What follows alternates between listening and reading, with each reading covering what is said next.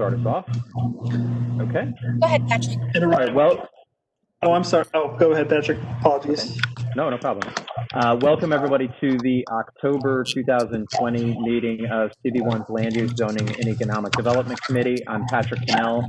Normally, I'm the chair of the committee, but tonight I will be not chairing the meeting. Our co-chair, Fern Cunningham, will be doing so just because I am a member of the board of directors for the Trust for Governor's Island, and the trust is one of our agenda items tonight. So Fern's going to be leading us in the meeting, but I'll be here to sort of kick things off, at least in the beginning. And our first item on the agenda is a presentation from Orion and others at EDC to help us understand, just sort of set the table a little bit, to help us understand a bit more about EDC's relationships and as it relates to the South Street Seaport, particularly Howard Hughes and the South Street Seaport Museum and the Fulton Market Association. Folks may remember that we had a presentation and discussion about the Fulton Market Association a few meetings ago, and that and ongoing conversations with EDC around the Seaport have kicked off a number of conversations that we wanted to bring together tonight, and so we asked EDC to come and present. A couple of housekeeping matters. We are, as per our protocol, recording this meeting, and I would just ask, if you're not speaking, if you put yourself on mute. Like I can already hear, it sounds like maybe somebody's got a fan on or something in the background, and so we do hear a bit of feedback already. So I will do the same and ask, again, if you're not speaking, to kindly put yourselves on mute. So with that, I'm going to turn it over to Fern to formally chair the meeting and to EDC to begin us on item number 1.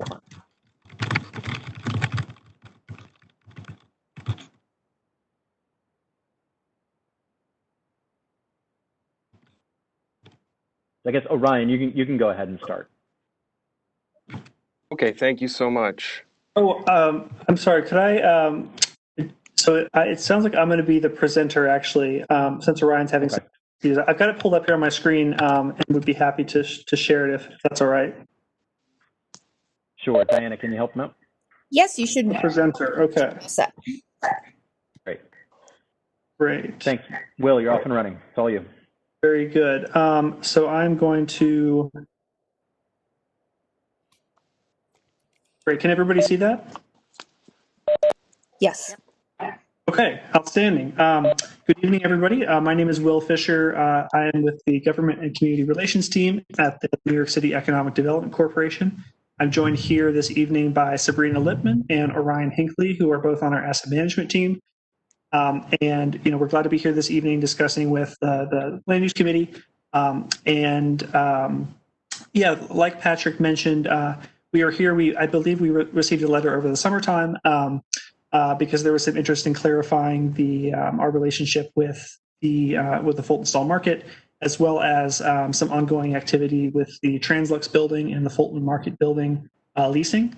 So generally, I think EDC, we have been striving to be transparent as possible in regard to the matters with the Seaport.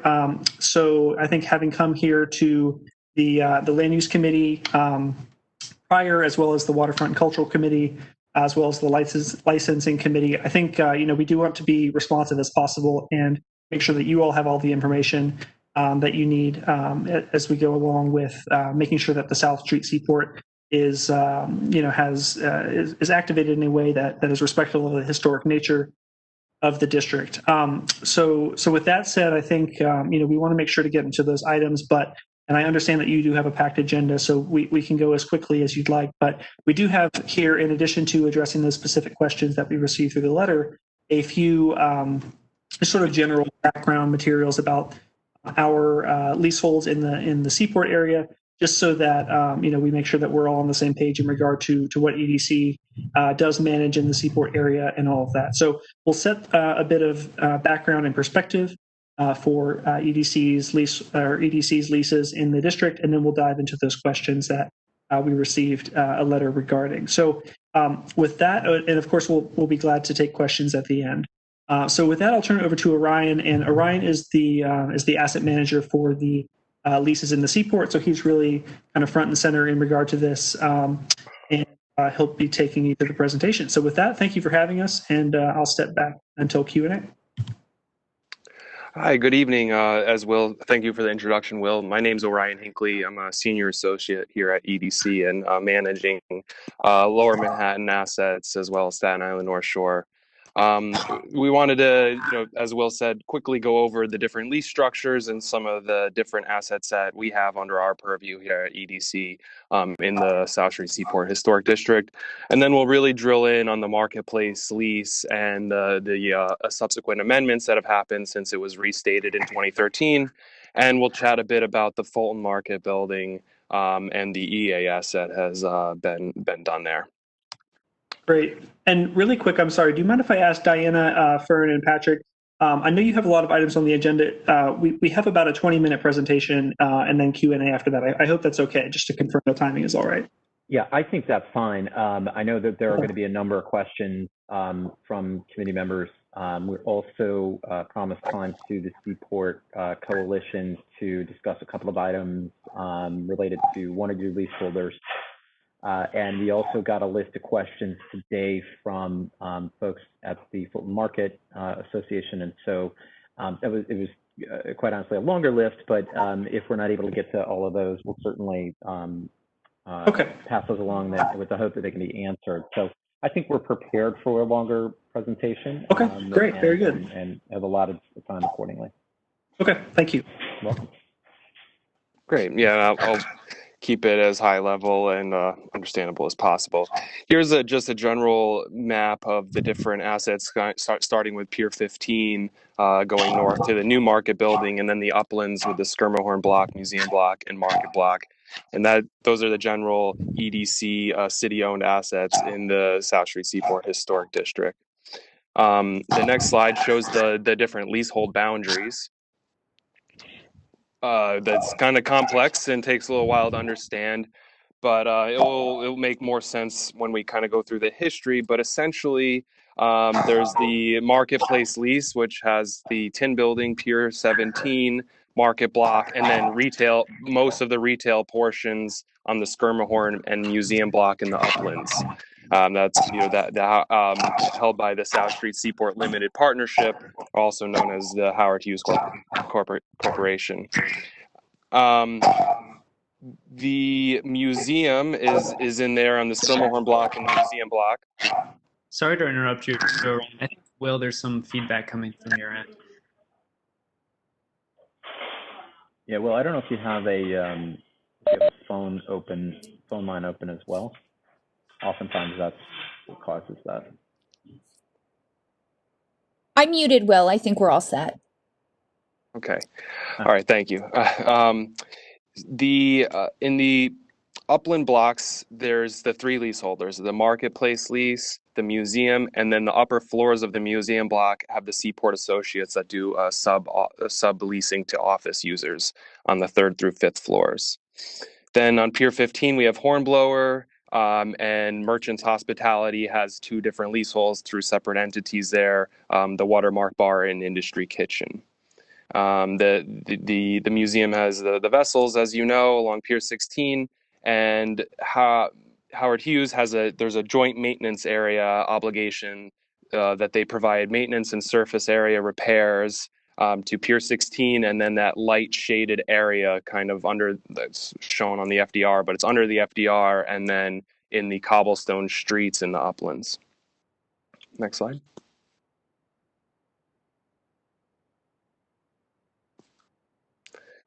This is just kind of drills in more to the marketplace lease premises, Pier 17, tin building, the market block, and then portions of the museum and Skirmahorn block. And again, it's mostly retail, 1st and 2nd floor in those areas. And if you don't mind me chiming in, Orion, there's a lot of information here, obviously, but the community board does have these 2 figures on file in case anybody's interested in looking at them in more detail. Yeah, so I'm kind of skimming through them quickly because I know we've shown it before. And I'm happy to, we can address answers and flip back to them as reference at the end.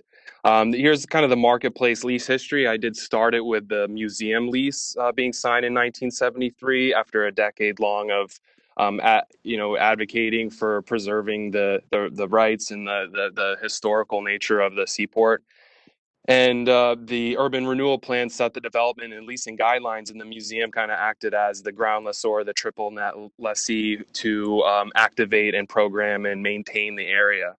By 1981, it was clear the real estate portfolio was failing. There was a lot of maintenance that needed to be done, and the leasing wasn't happening. So that's when the Rouse Company was brought in, and the marketplace lease and the museum lease were bifurcated and signed at that time with the Rouse Company to run the real estate portfolio. In 2004, the Rouse Company suffered some troubles after 9/11, and General Growth Properties purchased Rouse Company's malls and retail leases, and they ran the marketplace lease relatively well through the 2000s, and fell into some troubles through the Great Recession, and that's when their leases for malls and retail centers were spun off into the Howard Hughes Corporation, and the city signed an amended and restated marketplace lease in 2013. The lease was amended twice in 2017 to incorporate the Tin Building on the First Amendment, and then along with the restated restrictive declaration came to. The plans kind of were more well thought out and were in fruition at that time. So those details were provided in the First Amendment, and then the broadcasting studio and office space on Pier 17 was added in the Second Amendment. And in the Third Amendment, we finalized in 2020. We added the 133 Beekman Street to their premises. It was an option premises from the original 1981 lease, and provided also some leasing optionality in the Fulton Market building. We'll get into those in a few slides, those details.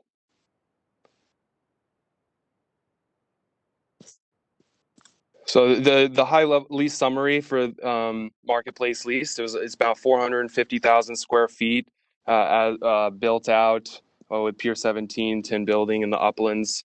It expires in 2072 more or less, with the renewal terms getting it there after 2031 with some fair market reset values there. In the current rents around 1.4 million with 3% annual increases. They also contribute pretty close to 200,000 a year to the Esplanade payment, which it goes towards maintaining and policing the Esplanade. They're responsible for the joint maintenance area. It's not in their leasehold, but they provide the maintenance and surface area repairs to the former streets, Pier 16 and under the FDR. Rebuilt Pier 17 from piles up, and there's the waterfront public access area and rooftop public access area maintained. And the 50,000 square feet Tin Building will be used as the food hall. We had the market, and they also have several other options if the assets remain vacant for 6 months in the Upland area, in the museum and Skirmahorn block. Next. So our Third Amendment, they exercised the option on the Translux building, or 133 Beekman. Will increase the base rent payment by almost 20%. And only adds 9% of additional square footage. We've been working on the amendment for a while and had it appraised and agreed upon to evaluation in 2019 prior to the pandemic, and we picked this back up and have since negotiated and maintained that rent figure in 2020 when the state of retail leasing is down. So I'm happy about that. It adds 133 Beekman to the leasehold premises based on their option. Last year, we'll get into it on the next slide, but it will provide option for office use on the third floor of the Fulton Market block, and also carves out 3,500 square feet of public market space in the Translux building, which EDC will subsidize the rent. It'll be rent-free forever that stall market operator is. Howard Hughes will build out the space. It'll be completely turnkey and ready to operate for said operator. And it was obviously offered to the Fulton stall market and they've since declined that offer. The offer remains on the table. After the lease execution, we have 36 months to get a stall market operator in there until the space is back to fair market value, or the appraised rent value. And we also added liquidated damages for failures to maintain the right-of-ways in the former streets, so we can, maintain the pedestrian flexibility and access in the public plaza, the former streets, and so we're happy about that as well. Next slide. We'll go to the Fulton Market building. Third floor has been vacant since 2013 after the catering hall tenant vacated the premises. Howard Hughes had come to us last year expressing leasing challenges after they've actively searched for tenants for nearly over 5 years, and requested a little flexibility in the leasing options, and wanted to see if office use would trigger any sort of adverse effects. And so it triggered seeker, and we went through the EAS process as SBS was the lead agency. The proposed actions was to add 37,000 square feet which is the footprint of the third floor, to be subleased for office, and 9,000 square feet on the third floor mezzanine. The EAS resulted in a negative declaration, so there's no adverse impacts, and so therefore there was no public review involved. And this was really intended, and how we, from our perspective, to increase the foot traffic year round in the historic district, to provide business and patrons for the businesses in the area.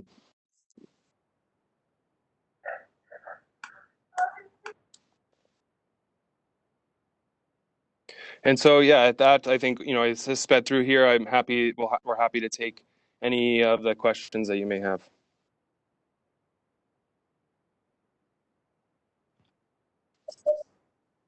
Okay. I know there are going to be a lot. So, why don't I turn it over to you, and then ask. I see a number of has his hand up. hands up. Yeah. Thank you. Diana, do you have those slides that we sent over to you for this meeting? Oh, sure. 1 moment. Okay, because I'm just going to go through a very brief series of slides to talk about what's going on at the Seaport from a somewhat different perspective. I guess I'll get started even before the slides are there. Oh, okay. Is this, hang on, let me go. Yeah, but I think, Is this the one? okay, now you're on the first page. Thank you. So when I tell you to switch pages, you can. Will do. Thank you. Okay, so as you can see here, the South Street Seaport has been designated one of the most endangered historic places in America by the National Trust for Historic Preservation. And they talk about some of the threats that you see there: privatization of public asset, partnering with a sole developer, and out-of-scale development. And a quote from the mayor back in 2015 saying, "We are not embarking on a mission to build towering skyscrapers where they don't belong," etc. Okay, let's go to the next one. The EDC did facilitate the transfer of air rights, which is another topic we're going to get into, I guess, after we talk about 133 and the Translux and the Fulton Stall Market. But on this slide, it just shows that Howard Hughes was able to sell a huge amount of development rights from the Seaport District to 80 South Street, which is located just a couple of blocks south of the historic district. I don't know that the objection is so much to that, but that the city and EDC failed to get any kind of return for the district when they approved those air rights to be sold. So we would like to see, when future air rights from the Seaport districts are sold, that those funds are used to help organizations like the Seaport Museum, that we all know is suffering and not doing well at all, and to hopefully create affordable housing outside the district. Okay, let's keep going. All right, what we have here are a couple of slides I'm going to show you from actually Howard Hughes' own document. This was the document that fell into our laps a few months ago, and this is their internal document. And as you can see, it lays out how they see the issues that they have to face in the Seaport. They understand that height and building size are controversial, so therefore their strategy is to link those buildings that many of us, including this community board, feel is inappropriate for the low-rise historic district, and instead emphasize other improvements that they're promising for the neighborhood. And as you can see, the next bullet point, and this is their language, this is not us, they need to provide political cover by telling the community that they're going to get they're going to engage in community outreach and do these things for the benefit of the community. EDC is insisting on an RFP, but they feel they could get hold of the air rights themselves. We do not want to see Howard Hughes control all the air rights. We think EDC should, but EDC should do it in the proper way by only selling the air rights outside the district. Okay, let's go on to the next slide, please. Okay, we all know about 250 Water. This is the site where Howard Hughes is proposing an out-of-scale building for the historic district. They proposed, I think, 5 different buildings back when we did have those stakeholder meetings before COVID hit.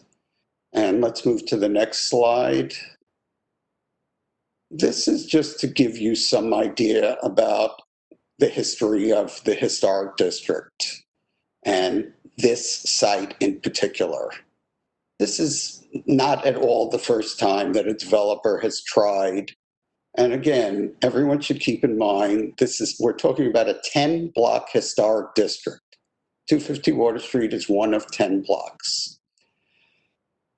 In the past, from the 1980s to the 90s, a prior developer, the Milstein organization, tried repeatedly to gain landmarks approval for buildings that ranged in height from 14 stories to about 43 stories.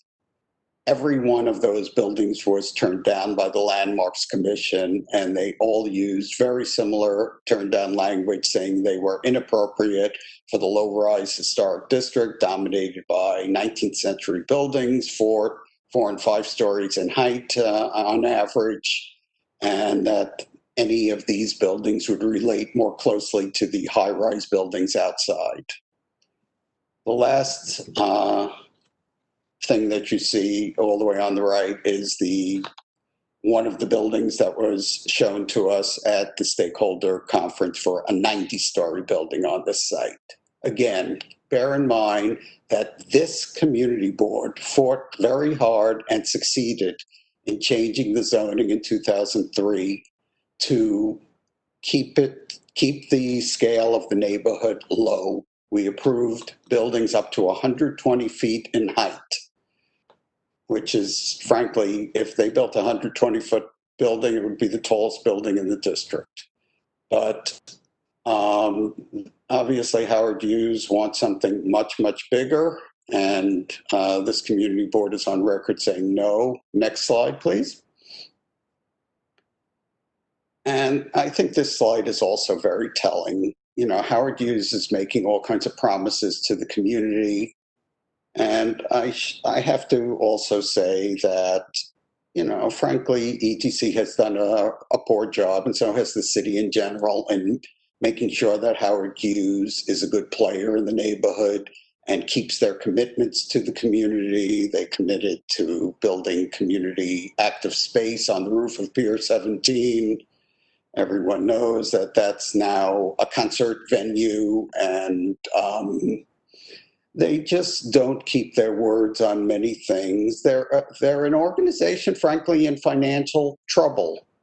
We just heard this week that they're about to appoint, or they just appointed, their third CEO of the year. Third CEO. That's not the signs of a healthy organization. And anyone who looks them up, you can see how they are not in good financial shape. Anyway, take a look at what this basically shows you is that they're planning to spend a lot of money over the next couple of years to gain approval for what they want to build on 250 Water Street. But what it also shows you is that their plan is to sell the site. Look at 2022, $212 million.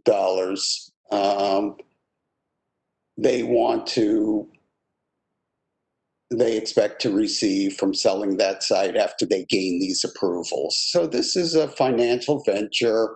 They don't even have the wherewithal or the intent to build this out. So I think we have to keep this strongly in mind. We've spoken to a lot of people who know city real estate rather well, and they agree that the likelihood of Howard Hughes having the interest or the ability to carry out the things that they are promising to this community are very, very small. So the bottom line is, I think EDC has done a poor job, frankly. They don't consult with the community. You know, yes, maybe you show up to these meetings and announce things after the fact. You have these behind closed doors negotiations with Howard Hughes to decide what's going on in this district that means so much to so many people down here and people all over the city and the nation. And yet you do things in private, you do things mainly for the benefit of the Howard Hughes Corporation. And I think the community board really has to keep an eye not only on Howard Hughes, but on EDC and how the city is managing this. And EDC, we're going to have a discussion, I think, coming up about how we want to create additional receiving sites for those development rights outside the historic district. Just one more point I'll make, then turn the floor over, which is that that's the way the Seaport district was always set up. They set up these receiving sites to move so that owners of properties in the Seaport would have the opportunity to sell unused development rights, but only outside the historic district.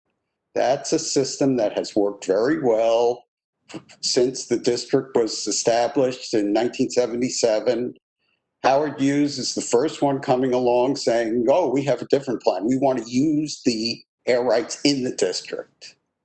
Not only would this set a horrible precedent for the historic district by building a totally inappropriate building there, all the other property owners in this historic district would then turn around and say, wait a second, why can't we then build a 40-story building on top of our existing properties? And what about the precedent it would set for other historic districts around the city?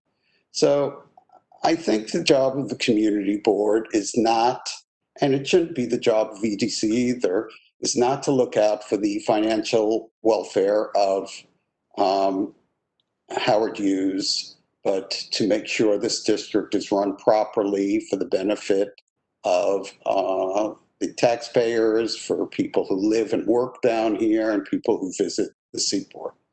Thank you.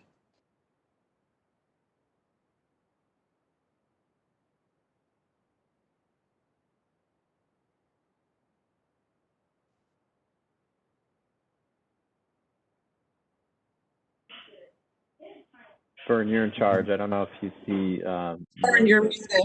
She's muted. She just has to unmute. Okay, sorry. I keep doing that to myself. I think Rosa was had a hand up as well, Rosa Chang.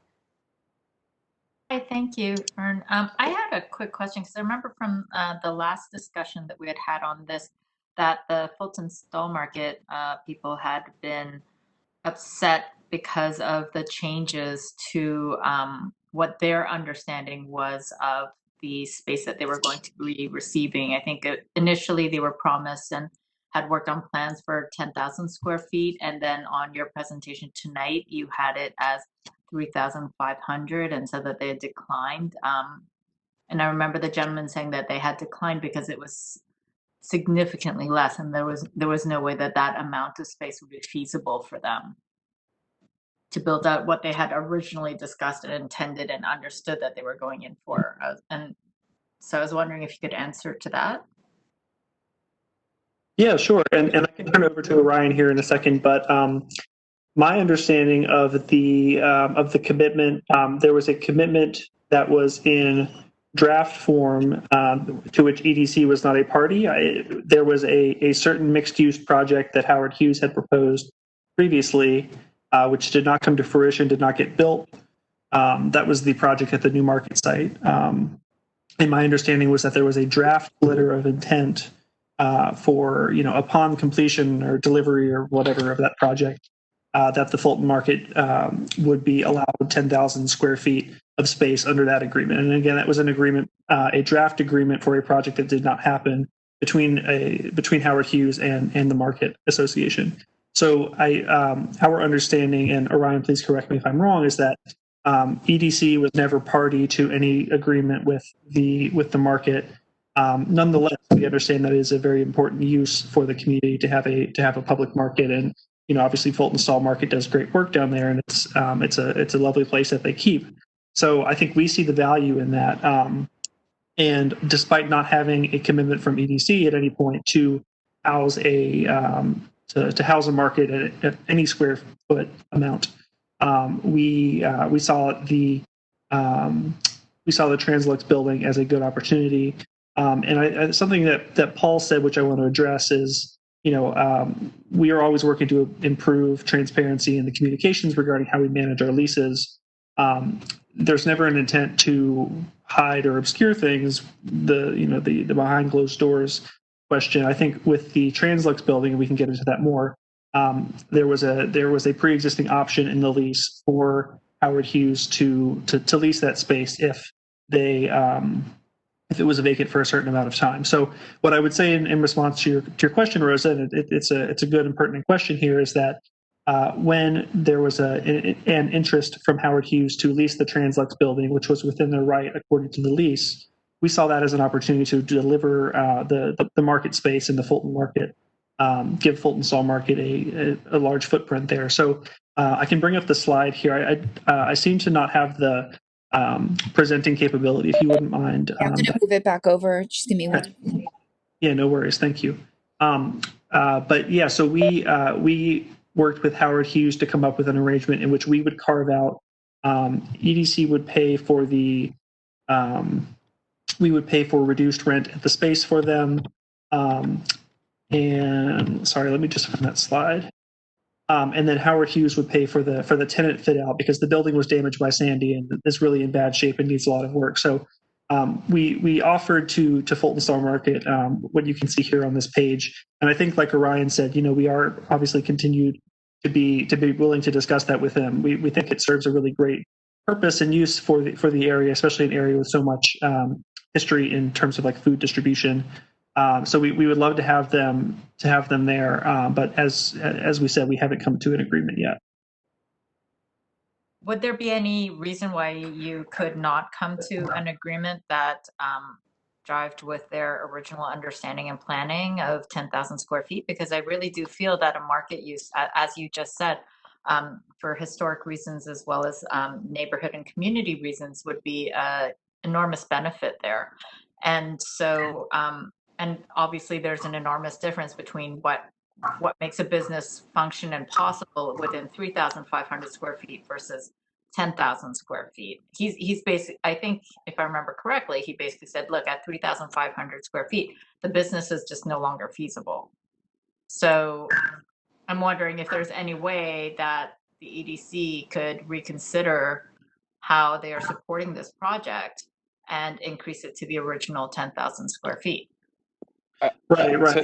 And I don't want to, I apologize for repeating myself, but, you know, I do want to push back a little bit on the characterization of the original 10,000 square feet, because again, that was a draft number for discussion between Howard Hughes and the market on a different project. So we never committed that in the past, and I want to be really clear about that. No. Sorry. I'm not suggesting that you Okay. to that. I completely understand that you were not party to that discussion. I guess. Great. Thanks, Rosa. Putting all of that aside, Sure. I'm wondering, is there any reason why we cannot approach this looking at it as 10,000 square feet instead of 3,500 square feet? Like, how would the details change to make that feasible? Feasible?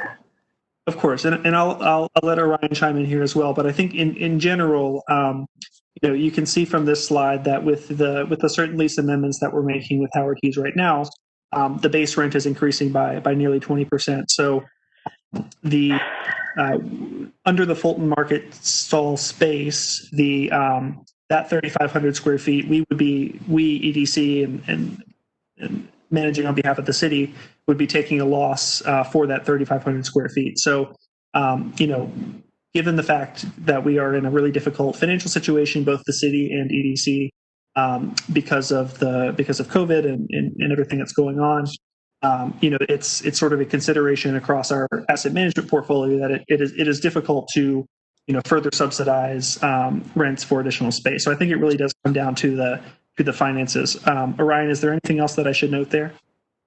Yeah, I think that was a good summary. Like, we never made the promise or see that it was papered for 10,000, but EDC is trying to provide 3,500 square feet of a public market space on close to the former streets in the Translux building, and there is 10,000 square feet available. I don't. Orion? Yes. I apologize. Oh, sorry. No, it's Tammy Meltzer from hi, Tammy. the chair. Can I interrupt you both for just 1 second? Because I am struggling with the EDC not being involved. In a letter from Chris Curry in 2013, it says, we've discussed the substance of the commitments with NYC EDC, and that EDC found them acceptable, and there was a draft of the amendments and a letter of understanding and a lease, and it's really straight clear in there about the 10,000 square feet. So I'm a little confused. Maybe neither one of you were there or party to this in 2013, but it was a letter from South Street Seaport Limited Partnership to Margaret Chin about Pier 17 redevelopment, and the ULERT process along with that, and the memo of understanding includes it very specifically. So, and they very specifically, you're copied on the letter, and they call out NYC EDC in it. So I am a little confused on how this conversation is going right now. Right, Tammy, I think there's thank you for jumping in, and it's a good point. I think I am aware, and none of the three of us were here at the time, so you're right about that. But I do just want to clarify. I think there is an amount of 10,000 square feet has been mentioned in two different places. There was the draft letter of intent from Howard Hughes to the Fulton Star Market. We understand regarding 10,000 square feet for the Fulton Star Market, and then I believe, if I'm wrong, but I believe the letter that you're referencing, being the points of agreement for the Pier 17 project, talks about Howard Hughes maintaining 10,000 square feet of public retail market, and does not specify Fulton Stall Market. They maintain, I believe, that the project at the Tin Building is going to be fulfilling a lot of that, if not all of that square footage. It actually does not satisfy anything that's in what their document says, because it is a 10,000 square foot floor space. that it talks about local, regionally sourced food items sold by multiple venues open to the public 7 days a week. And that is what we're talking about as a stall market. What they are proposing from one purveyor, meaning the Jean-Georges Market, does not satisfy that at all. It's a completely different. It's an Italy model, not what was promised to the public. The stall markets that were promised were then told to us, well, that could go someplace else. And that's where I'm having a struggle with this dialogue, because an apple is an apple, an orange is an orange. They are not the same. It called for different vendors locally sourced. And if they weren't going to do it there, then moving it out to the next building is potentially okay, as long as it satisfies the agreement of what they've promised to the community. So if you need a copy of the letter back, I'm happy to send it if you need it. But the dichotomy of, well, that's not part of this lease, but it was part of the other lease, and they're doing something else because they think that that fits within the letter of what they said, even though it doesn't, and then telling us, well, but you're going to have something sort of like it over here, really isn't fair to what the community was promised. And how did these discussions come about? This is part of the behind the door scenes, that the community is coming forth saying, we see your slide, and carving out 3,500 square feet for a public market is not what the community was promised by Howard Hughes to start with. And EDC was involved with that before you. And so I'm having trouble saying, well, that's okay. We'll give it to a private vendor now, the 10,000 square feet, but you can have 3,500 over here, because that's not what we were promised. And Tammy, that commitment was one of the highlights. When the City Council did approve the Pier 17 project, they made a big issue of giving the community back this open public market. This community had been served by a market called New Amsterdam Market for many years. People really liked it. When we lost that was the commitment, one of the commitments made, that we would, in essence, be getting a very similar market to that, as Tammy described. That's like Fulton Stall. It's sells fresh farm products to the community, and that's what the community was committed to. And all the elected officials put out huge press releases saying, this is it, this is what you're getting. So we could also forward that to you. Maybe, again, that predates your time there. But it's yet another example to the community of commitments made by the Howard Hughes, and we don't see anything at the end of the day. And you seem to just say, oh, look, you're getting 3,500 square feet, aren't we great?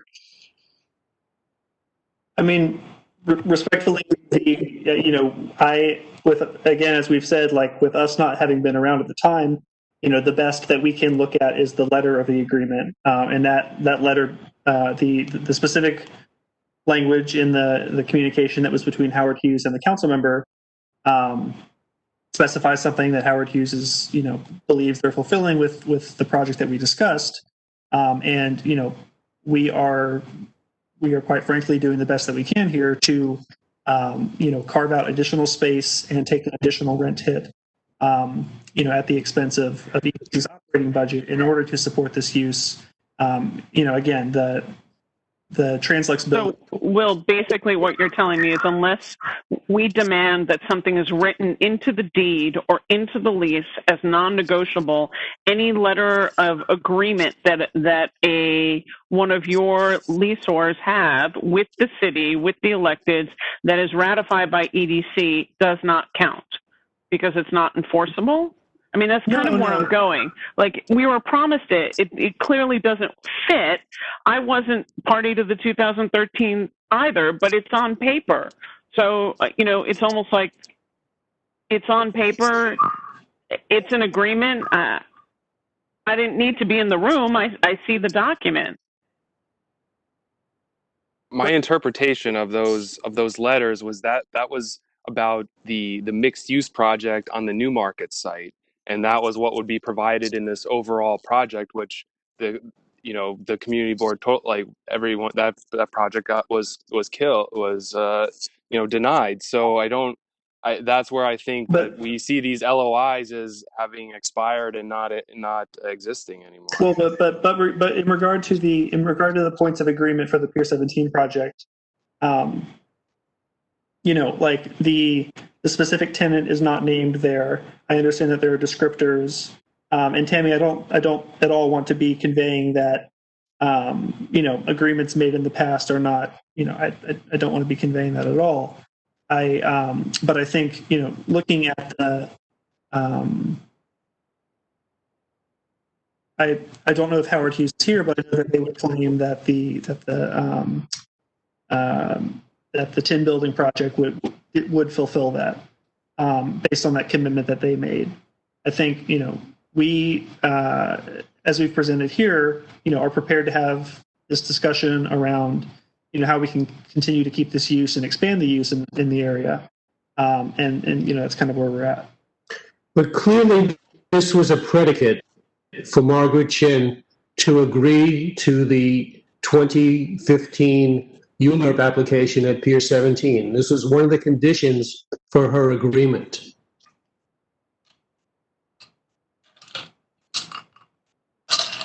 How do we enforce it? It's EDC's job to enforce it, but they don't seem to want to take on that role. And I think, Orion and Will, you feel this. We have all the paperwork. We know what we were told. If you're going to tell me it fits within the letter of the law, which I might disagree with you, it definitely doesn't fit within the spirit. And this community board overall, in many areas with the city at the moment, is very much struggling with the lack of communication in almost every aspect, from the man in the house himself, the mayor, all the way down. We're finding things that were promised are not happening the way they were said. The agreements that are made, whether it's to the point or in the spirit of, are not being had. Whether it's not following a fair share on one aspect, not engaging with the community on a borough-based jail, not following the agreements in the South Street Seaport. It's not there's not a lot of trust left right now in Community Board 1 with City Hall. So we're asking you and EDC to take another look at this letter, which has, quote unquote, your agreement on it, and talks about the overall development of Pier 17 very specifically and the areas. So we're asking you to go back because, yes, one paragraph references the tin building, another paragraph references something else. But overall, it is about the district. And it says it, Pier 17 building on the South Street Seaport as a whole. So this cannot be tagged to one and said, well, that was for that particular building, because it's called out that it's an understanding for the whole. Yeah, I mean, sorry. I hear this. I totally get it. And I think, it's so hard, and I can't blame any of you. I get it. The trust is completely eroded. It's hard for any of us to sit here and say anything and think that you would take it as truth. So I say all of this knowing that everything that comes out is marred with years and years and years of mistrust. But I do want to say this. We as EDC, yes, it might feel like we have powers, but we are beholden, unfortunately, to a lease. And when it comes to this Third Amendment, what we realized is this may be an opportunity, but it wasn't the opportunity. Because again, what Will is saying is, and what Orion has said, is when you look at the letter of intent, that's what it was a letter of intent tied to a specific development that didn't happen, though there are arms of it that climb into the Pier 17, and I hear that piece. Where we stepped in was, well, what can we do so that this opportunity does not open, there is not 10,000 square feet that we can carve out in this arena. And so we worked very closely with Fulton Stall Market from the beginning, at the beginning of this process, and got up to that 3,500. And I get it, doesn't feel like it's enough. There is also outdoor space. There is also absolutely no rent, and there is also a fully built out space. So part of me struggles, and this is a bit of a tweaker, and I'm new to EDC, so I'm stepping in here and I get it.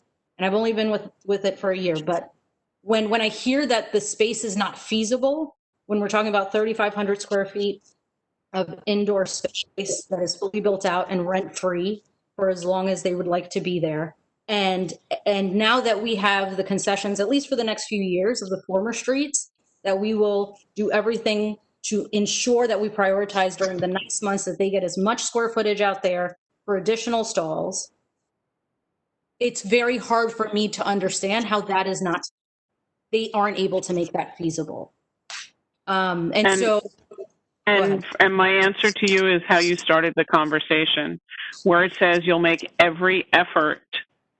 We've seen the efforts from this document ignored when it refers to Pier 17 and the Seaport area as a whole.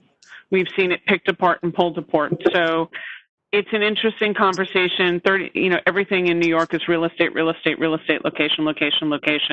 But if it's 3,500 square feet in the back of a building with no frontage, no outdoor space attached to it, no way for people to really know it's there, then, it's like tucking something in the back pocket. So, yeah, we'd love to hear more about the guarantee that they might have for outdoor square footage, not best efforts, because the best efforts doesn't seem to have a lot of, and please, it's not for the three of you, but there's a history. No, totally. And that's fair. And I think that's a really astute point, because this 3,500 is street front, it is prominent, and it allows for a very easy outdoor kind of like kind of flow out into the outdoor space onto the cobblestones for the spring, summer, fall months, if they have to close it in on the winter. But even in the winter, and that's something that we are definitely committed to, that increases the amount of space. To your point, the 10,000 square feet, if it's tucked somewhere inside on the back or on the third floor somewhere, not as reasonable. But this is history. This is history repeating itself. The New Amsterdam market wanted 50,000 square feet. Howard Hughes offered them 3,000 square feet in the Link building, and then demolished the Link building. This is the supposition here was that the public market was going into the Tin building, and that's why Margaret Chin gave them the go-ahead to create Pier 17. By creating a marketplace that is unlike what was described, Jean-Georges is competing with the local businesses in the Seaport district. So all of this is a puzzle. This is all fits together. And just because the three of you have not been around for the 10 and 15 years that we've been watching this does not assuage our skepticism that this is a solution, and that you did the Third Amendment without any consultation with the community. It's now after the fact. I'm sure it's all written down and signed by their lawyers, and you can't back out of it. So you can hear our anger here. Michael, I hear you. I hear you. I really do. And I get it. And it's got to be very frustrating that every few years it's three new faces that you're all talking to. That's got to be incredibly frustrating too. I've got to believe, having sit on the other side. And that's why I say, like, as much as it's coming from a very sincere place. Sabrina, the community board should not have to hire attorneys to review letters and information. The EDC, who is, we're an advisory board of volunteers, for gosh sakes. For us to have to hold the feet to the flame is, quite frankly, unfair. we shouldn't have to worry about a memo of understanding, letter of intent to look through it and say, gee, this is a great letter. We're so happy we succeeded. Oh, no, wait, let's spend some money to have a lawyer look at it to see if there are loopholes in here that we're not looking at because it was an agreement. And the intention, the road to hell is paved with great intentions here. And one other point I'd just throw in is that you're sort of saying you want to work with the community board and you don't want to do things behind closed doors. Well, I hope that it goes for the Seaport development rights too. The community board wrote a letter to EDC some time ago asking what was going on with that. I am not aware that the community board got any response. Are you negotiating behind closed doors with Howard Hughes so that they can get those development rights that they want to get their hands on? No, we're not negotiating with Howard Hughes regarding the development rights. And I think obviously we received the letter. I forwarded to the attention of the community board as well a response that we wrote to the comptroller. We've sent 2 letters to the comptroller regarding the air rights in the 250 water site. And I think, I was thankful for, in particular, the first one of those 2 letters, which came to us last December, because I think there was a lot of confusion over the ownership and who owned what. So I feel like for the first time in a little while, we were able to be transparent and public about the numbers and who owns what. To go back to connect with the second controller letter, asked if there was anything from the Howard Hughes letter of intent that Tammy that you're referring to included in the lease. And yes, we did make lease modifications back in the I forget if it was 2013 or 2015, but we did include a number of those requirements in the lease, and we can go back and figure out which ones those were. Tammy, 100% hear you that it is also EDC's job as landlord on behalf of the city to maintain, keep tenants compliant with their written agreements. And I think, we, Orion and Sabrina, work very hard to do that and to ensure that, as you can see from this page, that we're pulling in additional revenue for the city. We're trying to further activate the district, et cetera. So I think, we can go back and figure out which specific components were built into the lease at that point. But I know that in the controller letter, he did specifically ask about lease compliance and compliance with previous agreements and all of that. I think that the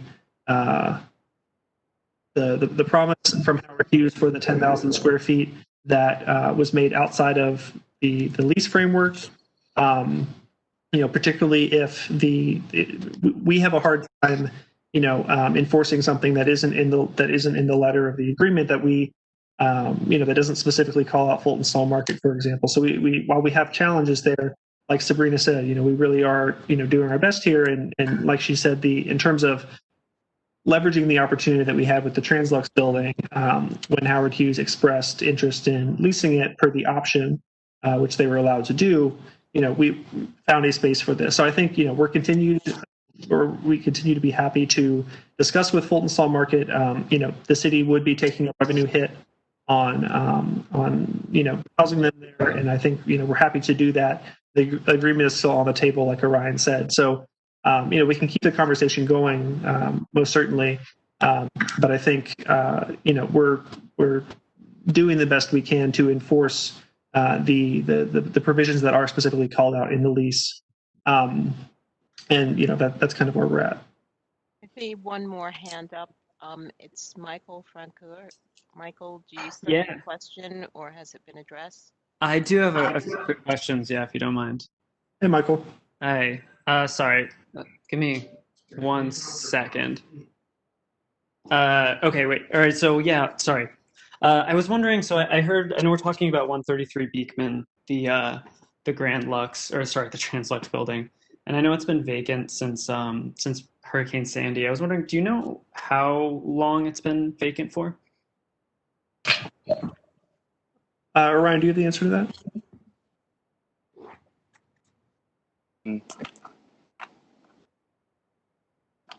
All right.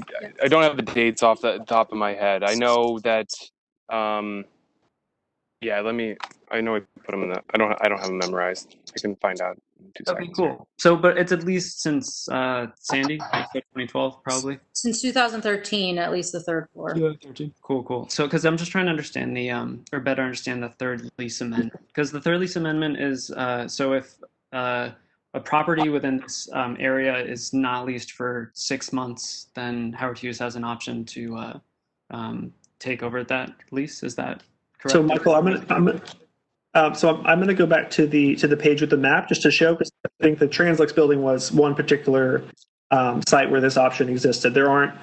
I did discuss this with Diana a little while ago. Like, we want to be clear about what other options exist, because a lot of this was baked in at the time, and I think to what Sabrina's point was earlier, I think there were agreements made at a time. Some of it is written into the lease. Some of it I understand are, there are other, things that are understood that were contextualized in the conversation that didn't necessarily appear on paper. So we may have challenges enforcing that, but, we can be really clear about what options exist. So, Orion, I'm going back to this page just because it indicates the Howard Hughes option premises. I would also say that, while there was an option, while Howard Hughes did have an option on the Newmarket building at a certain point, which was the time where the mixed use project there was up for discussion, that option has since expired, and the city retains full control of that, unencumbered by any lease.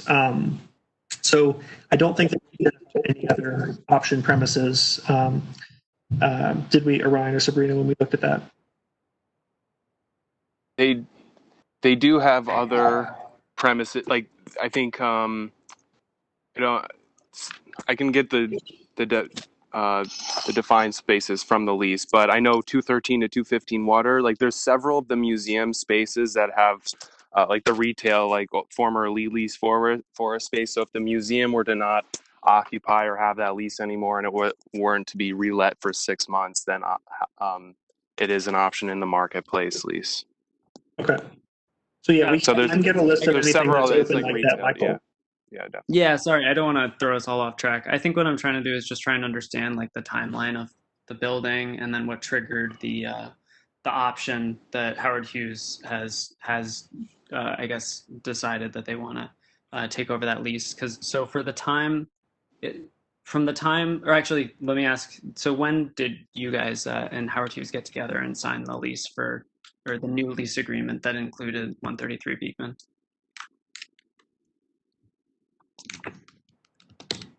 We've been negotiating, discussing it before I started in August 2018. Okay. And it's been approved to form by Corp Council. Gotcha. So before, I guess, through up till now, has the city been? It's been vacant. Has the city been getting any? Have there been no rent revenues on that building since then, or during that time period? That's correct. Yes. Gotcha. And so what was I guess the plan for that building had Howard Hughes not expressed interest? And were you guys kind of just sitting on the building, or what I guess was the intent behind the building if you're not getting any revenues on it? So interesting, and I think Howard Hughes had the actual lease for the Translux building to the city, but outside of the marketplace lease prior to this. They vacated the premises and sent us a letter I'm trying to get the date, but it wasn't 2013. It was like 2017, I believe, late 2017. They said, "Hey, EDC, we're vacating the premises," and then 6 months later, is procurement wise and all the rest, you can't get a ground lease done in that amount of time.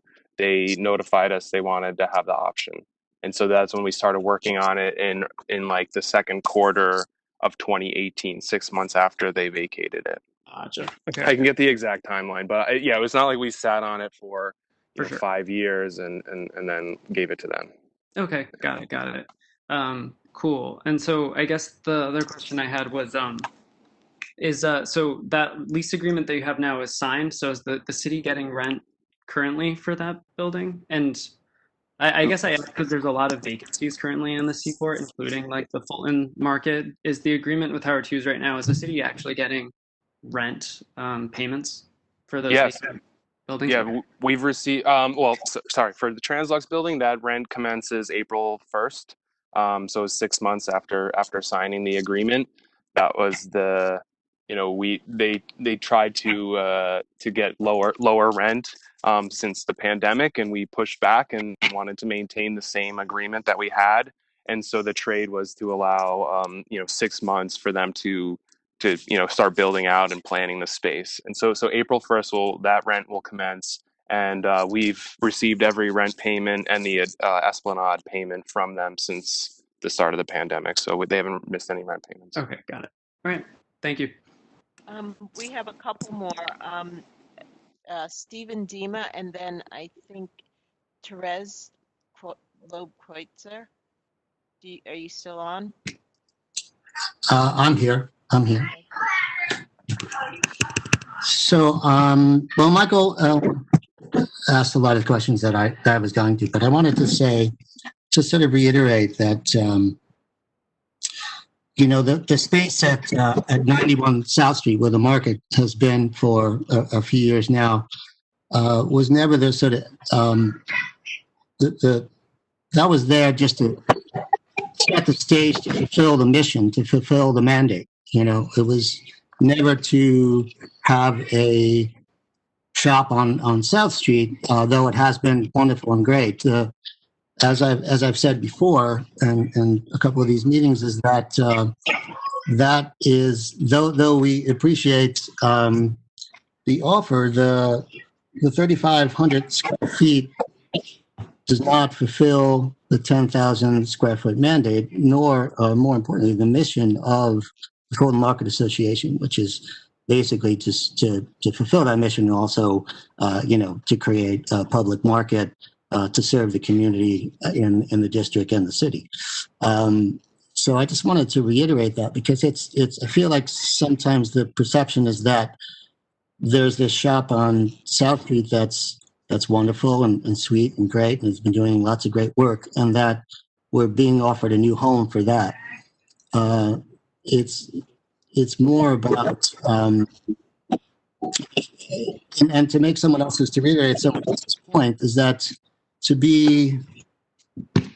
fulfill a mission in a 3,500 square foot space in the back of the building, is, we all know, everyone that is on this, if they looked in their hearts, would know that would never fulfill that mission. I don't know what the other tenants would be.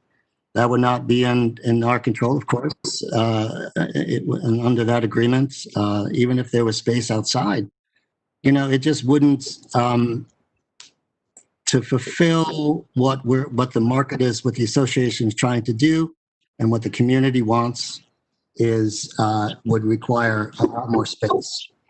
Now, I wanted to ask, is EDC, are they open to a proposal from the community for a public market?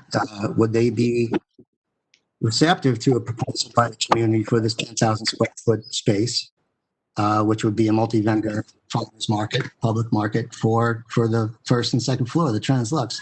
The other thing I wanted to say before I forget, I know you guys were trying to figure out, that building has been empty for since before 2002, maybe even longer. It was, as far as I remember, and I had gone into that building right after September 11th, that it was a Liz Claiborne. So that could be looked up very easily, but it's well before Sandy. It's well before 2013. It's been empty for a very, very long time. So I just wanted to mention that as well. So thank you very much. A lot of our questions have been addressed, but lastly, I would like to know if EDC would be receptive to a proposal by the community. Yeah. So Stephen, thank you for your questions and for the background that you shared. I think generally in this regard, And I'll let the asset management team step in if they disagree. But I think generally in this regard, we have budgeted right now. In an environment in which all of our revenues are really constrained and we're having to cut back program after program. We do maintain the offer on the table for the rent the rent neutral space for the 3,500 square feet. I think to answer that leads to my answer to your question, which is like Howard Hughes is authorized to charge the market rate for retail rent for the remainder of the space. So I think if we can talk about some sort of creative solution where there is a rent that is somewhere in the middle, then perhaps that's a possibility. But Orion and Sabrina, let me know if I overstepped here. It's a great point, Will. I just wanted to say, the building is 10,000 square feet. EDC we were about to open up another public market in the Port Authority bus terminal. We've canceled that lease with the Port Authority since the pandemic, and this is the only commitment we've made prior that we're going to keep for additional market space. That being said, yes, the other additional 6,500 square feet are there, and an agreement could be negotiated with Howard Hughes to occupy the rest of the space. But I don't know. It's just all about the operation plan, and I think as far as what I've heard is that Howard Hughes has been really subsidizing the full install market and helping out a lot through the summer, and we released the RFP for the former streets concession, really encouraging farmers markets and different things. I didn't get a response. So there, it's just like we're trying to provide the space and be there. And this isn't the back of the building. This is a corner retail space on Little Water Street in Beekman. And so we understand, but it's like I think EDC's done as much as we can in this lease agreement to provide a public market space. I'm ready to go back and check these letters, and I'd love to speak with Tammy more about it. But I think that's kind of just the points that how I see it. I'm going to say something very unorthodox, and Steve, it's always wonderful to hear your voice. I can see your face because I miss seeing you. But I'm going to say something completely unorthodox. So when Will says, I hope this is okay with Sabrina, this is not going to be okay with Will.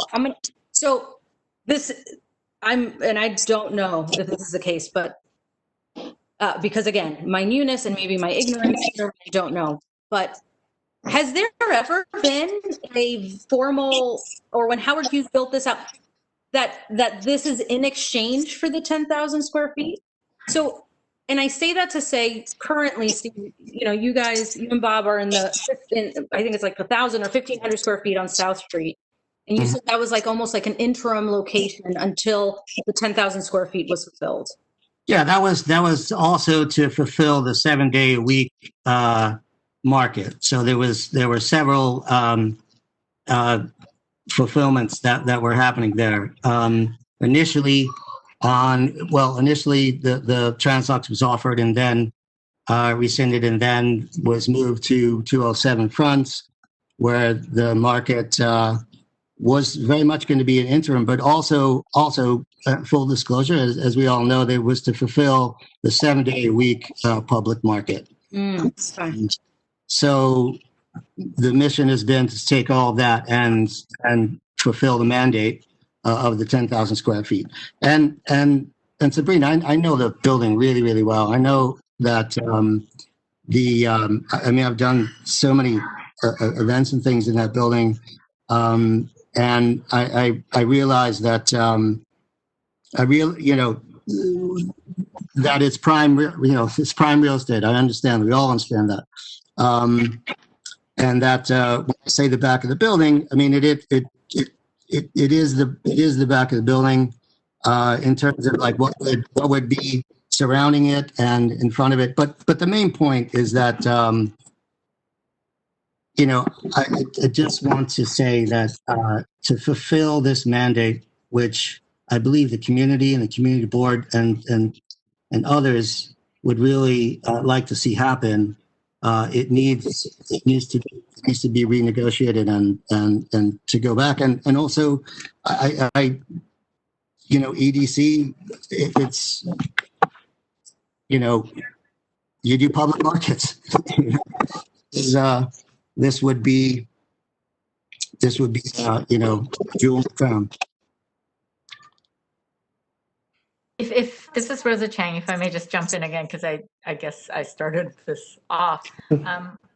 When you look portfolio wide at what Howard Hughes has and the square footage that you control, let's really be bluntly honest here. 6,500 square feet is just a drop in the bucket, right? So we are spending a huge amount of time and effort saying, I think really clearly, we feel commitments have been made. Not we feel, we know, because they've been written down. The spirit of those commitments is not being honored. We would really, as a community and as a community board, appreciate if they were honored. We feel that you guys are the ones who are able to deliver that for us, because honestly, Howard Hughes so far doesn't seem to be incentivized to do so. Again, 6,500 square feet in the entire scheme of things, to give the community something that we were really looking forward to and feel that was promised to us and that will make this successful. We'd really love your help in getting there.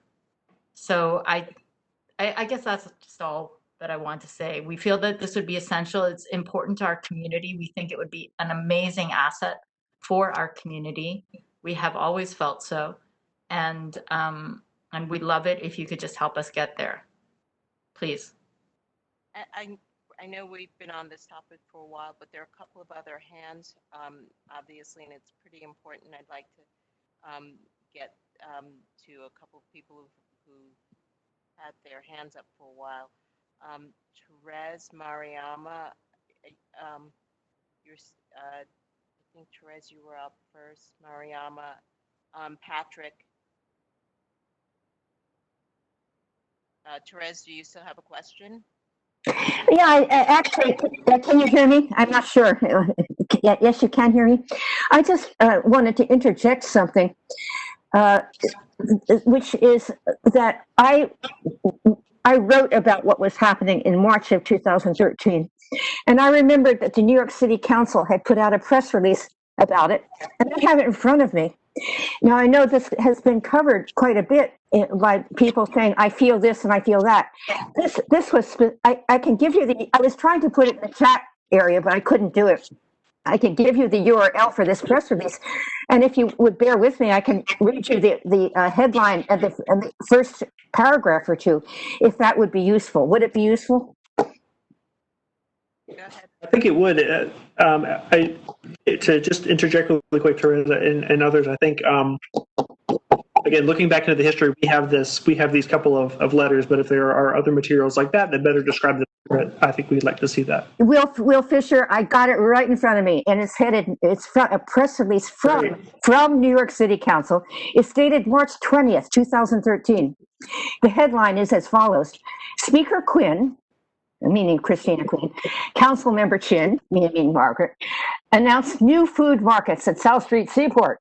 More than 10,000 square feet of indoor space, year-round, 7 days a week. That's the headline. Now, this is in black and white and writing right in front of me from City Council itself. I'll read just the first paragraph of this, and I'll be happy to try to give you all the URL so you can read it for yourself. Today, March 20, 2013, Speaker Christine C. Quinn, City Council Member Margaret Chin, council members and members of the community announced a deal with the Howard Hughes Corporation, South Street Seaport Limited Partnership, and the New York City Economic Development Corporation that secures commitments for 2 new food markets in the South Street Seaport area, pushes back the Pier 17 redevelopment construction start date, allowing existing tenants to stay through the summer, and ensures additional public access to the new rooftop. The council has secured changes to the agreements which would implement the following. Implement, not just feel, implement. New food market. The developer and South Street Seaport Limited Partnership have agreed to open a food market that includes locally and regionally sourced food items that is open to the public all 7 days of the week prior to October 1st, 2014, within the area of the leased South Street Seaport. Number 2, new food market at Tin Building. The agreement mandates that any proposal for a mixed-use project at the Tin Building must include a food market, occupying at least 10,000 square feet of floor space that includes locally and regionally sourced food items that are sold by multiple vendors and is open to the public 7 days a week, et cetera, et cetera. I'd be happy to try to put the URL for this in front of you all so you can read it at your own leisure. It was not a matter of feeling anything. It was a matter of a deal. It was a matter in black and white. Dates were mentioned. Square footage was mentioned. And I was told at that time by Robert Lavalva, who was the man who got the new Amsterdam market going, that 10,000 square feet was not adequate to replicate the market that he had masterminded. He said that New Amsterdam market was in fact larger in square footage than that 10,000 square feet. That's all. That's all I wanted to say. And I'd like to give you the URL. Yes, please do send that our way. Okay, here. Okay, it's HT. Posted in the chat. Yeah, I tried to, Fern. Can you read it? Therese, send it to the host, please, and the host will post it publicly for everyone to see. I tried sending it, Tammy. I'll try again. I was having a miserable failure there. If not, you have my email. Send it to me and I'll post it. No problem. I'm going to send it to you right now, Tammy. Patrick, you still have your hand up. Yeah, I do. And Therese, thank you for reminding us about that press release. You're welcome. I do think that was brought up recently as well, and I memory might be a little fuzzy, but I think that also may have been the basis of a resolution of CB1 in the last couple of months even, but it is never too much to continue to point out that a deal is a deal. I want to shift gears, EDC folks, if I can, for a quick second, and ask a question about the museum. And I'm sorry if I missed it in the leaseholder presentation, but obviously the South Street Seaport Museum is a beloved institution in our neighborhood and in Lower Manhattan, well, and in all of New York City. And there has been talk with Howard Hughes about efforts to more or less save the museum and help the museum to continue its financial viability and operations going forward. And because I'm confused about how those deals can be made and relationships work, I'm wondering if someone on the EDC team can speak to what EDC knows about those arrangements, whether they're in writing, what can be produced to us right now. I think our community has significant questions right now and will in the future have significant questions around whatever the Seaport Museum deal or deals are going to be. And I figure since EDC is, you know, the master player in the whole area, you ought to be in the know. So can you tell us what you know?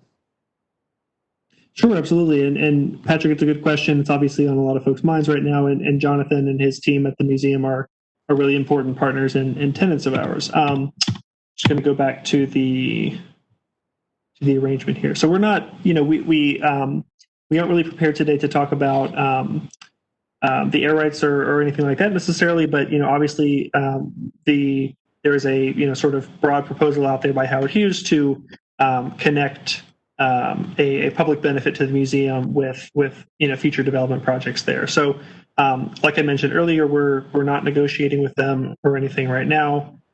We are, you know, we've obviously received inquiries from them. But, you know, any conversation around that, you know, we would want to bring other members of the team into the conversation.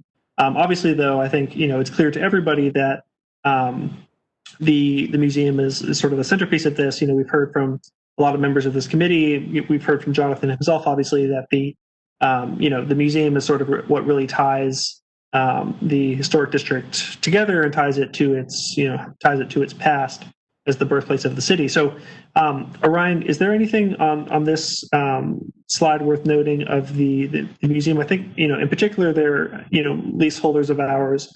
And they're obviously working on some plans to expand into the Thompson warehouse, which we've supported through, asks to LMBC for additional funds and that kind of thing. But Orion, any note relevant to that conversation? Nothing. I don't think so. Any that's related to his question. I mean, what's been kind of publicly thrown around, and I saw it in in the slides that Paul presented, the renderings and stuff. That's all we know. And we're not a party in those negotiations or those discussions, and haven't been. We've been standing back. We just manage I manage the lease, and the air rights are in that lease, so that we might get brought in at that, but that's it.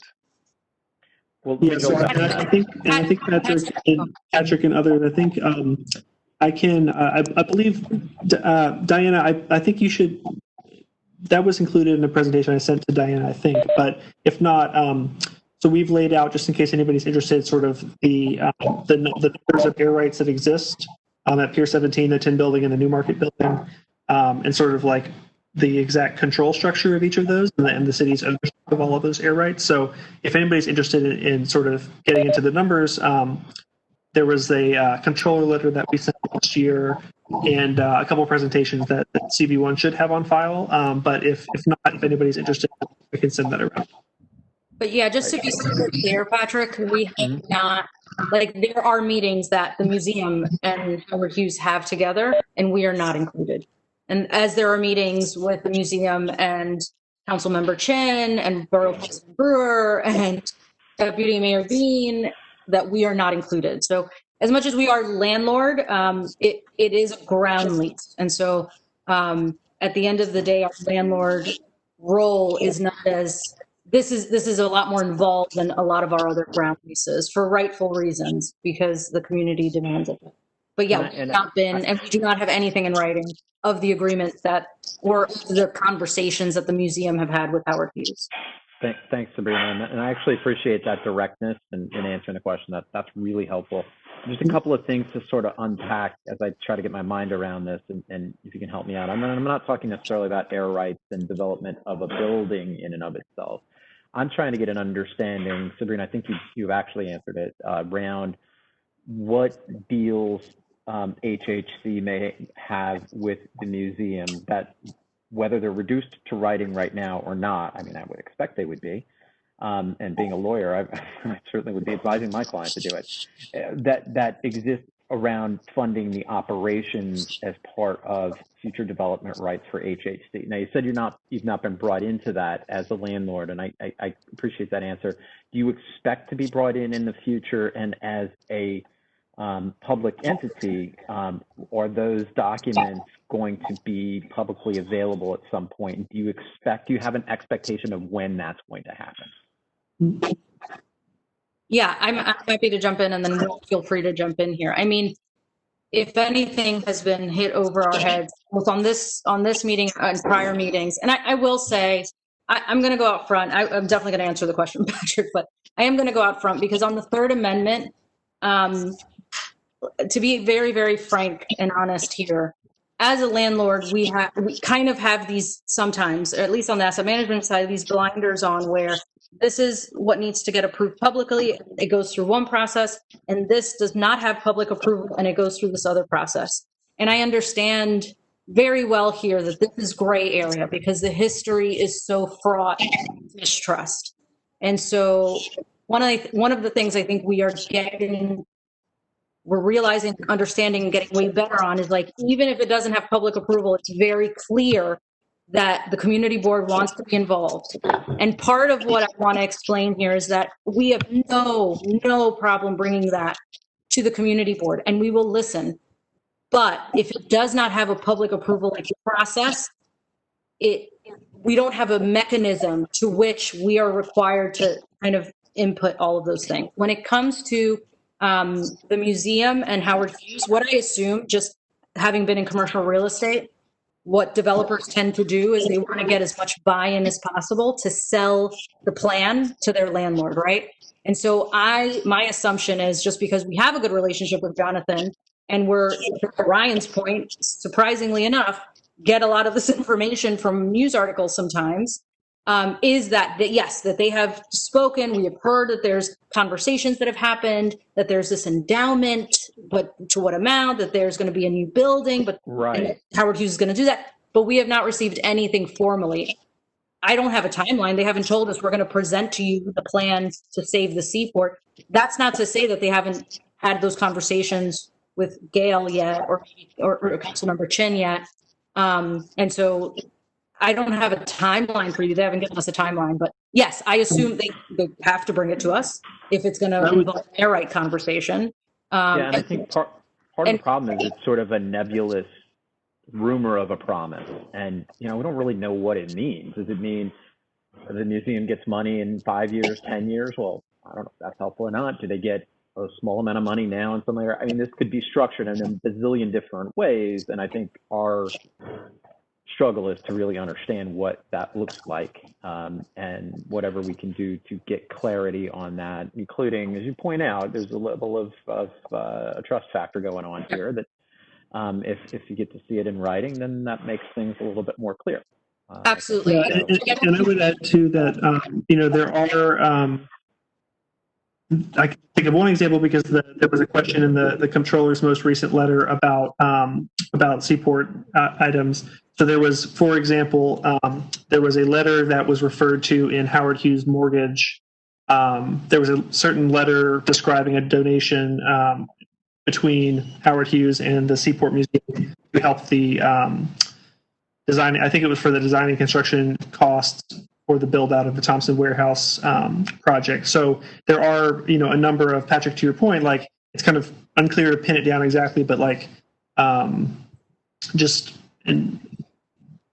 not vouching for Howard Hughes one way or the other, but like, just as an example, there have been a number of ongoing contributions, one-time contributions for specific projects, both from EDC and from Howard Hughes.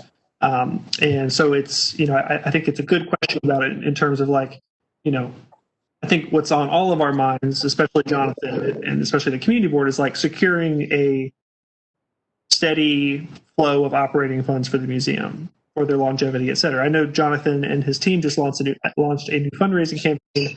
And, obviously, it's a difficult time for cultural institutions in the city right now. We do the best we can to help out. They don't pay rent on the site. We have supported them and backed up Jonathan at a number of board meetings with other entities. So like I mentioned before, writing letters of support for their application to additional funds from LMDC. We do want to have their back here. So I think, there's unfortunately not a super clear answer about like, and obviously I think we need to come up with one collectively in terms of like, what is a long-term revenue stream for them? But, obviously that, it's sort of split into multiple areas, but, we should continue to have the conversation so that frankly, that it can be a little clearer to all of us. Thanks. I appreciate that, Will. Thank you.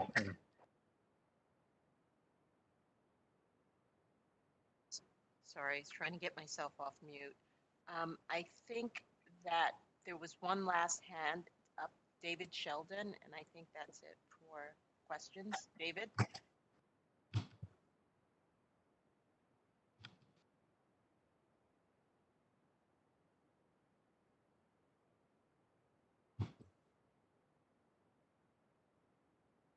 There we are. Two questions. One, with regard to this discussion of the museum and Howard Hughes, what is the current status of the John Street lot? Can you go into that a little bit? Yeah, Orion. Well, the current status is it's used for accessory storage and parking at the moment. I know we have like Jonathan's grand master plan is we build a new building there, and then connect the upper floors of the former hotel and his areas. That was kind of a nice circulation space. And I really see that this Thompson Warehouse project at 213 to 215 Water, that we are very close to getting we just started moving on it again, And we have the LMDC and city capital funding, which we've advocated and written letters of support for increasing that Will kind of hinted towards before, will be a very key piece of that puzzle so that the museum can have office space or temp space while they construct and build this new building, and then, you know, while maintaining and protecting the assets in the historical hotel on the Skirmahorn block. So, thank you for this explanation, but where do you come in on the future use of this lot? I mean, it's in Jonathan's plans. Howard Hughes has presented it and will be presenting it, we understand, as a site for a new museum building. But right now, it's still yours. How does it change hands? Do you see that happening? That's a great question. I would like to get back to you on the specifics, because I didn't refresh myself on the true status, and really a lot of the museum stuff for tonight's meeting is focused on the marketplace. So I'd like to, you know, just provide a clear answer to you in writing, if that's okay.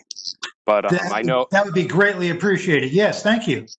Okay, thanks sorry I can't answer right now. Understood. And may I ask, as long as we're wandering around the district a little bit, I noted that the Pier 16 is an area that the EDC holds, but that Howard Hughes has the responsibility for maintaining. Am I correct on that? Slightly. I mean, it's the museum's. It's like licensed within the museum's lease, so it's museum space. But yes, we in the amended and restated marketplace lease, we were able to get it's part of the joint maintenance area. That's correct. That Howard Hughes maintains surface area and cleanliness and security for that area. Yep. And how do you monitor the effectiveness of that maintenance? Well, we have guys on the ground every day. I mean, we have a team down there. We would obviously any 311 calls or any community complaints. We have a close connection with NYPD and anyone, and so we would field any complaints. I haven't heard of anything. Is there an issue? I'm thinking more of structural integrity rather than nuisance complaints. Okay. Well, I think, David, the distinction there is between the maintenance and operations upkeep versus the capital costs. Ryan, am I correct? Yes, and that is the responsibility of the city. All right. Thank you. David, I hope that answers your question. I think so, yes. Thank you very much.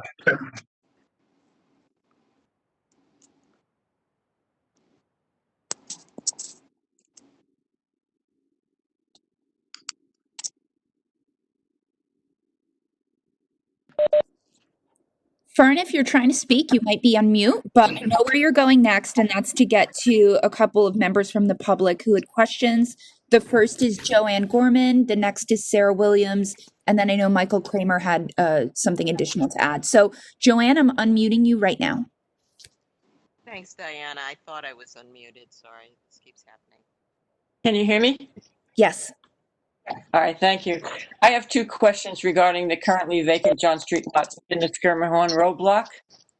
For over a year now, Howard Hughes Corp. has been pushing its vision for an inappropriate tower in the historic district, linking its 250 Water Street lot development to the fate of the John Street lot, as if the two were inextricably intertwined. Despite the fact that the John Street lot is a city-owned public asset within the special South Street Seaport Historic District, EDC's silence in terms of assertively representing the public's interests allows HHC to promote this misleading connection. So I have two questions. Regarding HHC, which has a right of first offer on the John Street lot, noted in the original 2013 marketplace lease and carried forward through the subsequent amendments, including the October 3rd, 2017. The lot's been vacant for many years. If EDC triggered the right of first offer by putting the lot up for sale with notice to Howard Hughes, Howard Hughes would either have to make an actual cash price offer for the lot in the allocated time frame, rather than spouting its vague promises regarding some museum funding, which it bases contingent on the size of a Howard Hughes tower, or else it would potentially have to lose the sale to other parties. If the city deemed HHC's offer acceptable, then HHC would have to put up the actual cash purchase price, and the money could benefit the Seaport without any special deal makings in the process. If the price was not acceptable, then the city could proceed to open up the sale to other parties. My question, number one, in all these years, has EDC put the John Street lot up for sale to get it developed and returned to the city's tax rolls? If not, why not? My second and final question, regarding the right of first offer. Separate from the brief outline in the marketplace lease itself, would EDC provide CB1 with a copy of a signed right of first offer agreement between the city and Howard Hughes that actually states not only the requirement of a cash offer and the timeline, but any other terms upon which the offer is contingent? And if there is no separate contractual agreement, why not? And the points that many have already made tonight, EDC has been less than transparent to date regarding the handling of our public assets. Unless we do the research and ask, we don't get to be a part of any conversation except after the fact. Thank you. Yeah, so if, good evening, Joanne. I just want to address actually the last thing that you mentioned, and then we'll turn it over to Orion and Sabrina for the specifics on the John Street lot. I think I think it's sort of becoming clear that we need to come up with some sort of regular way to check in between EDC and the community board.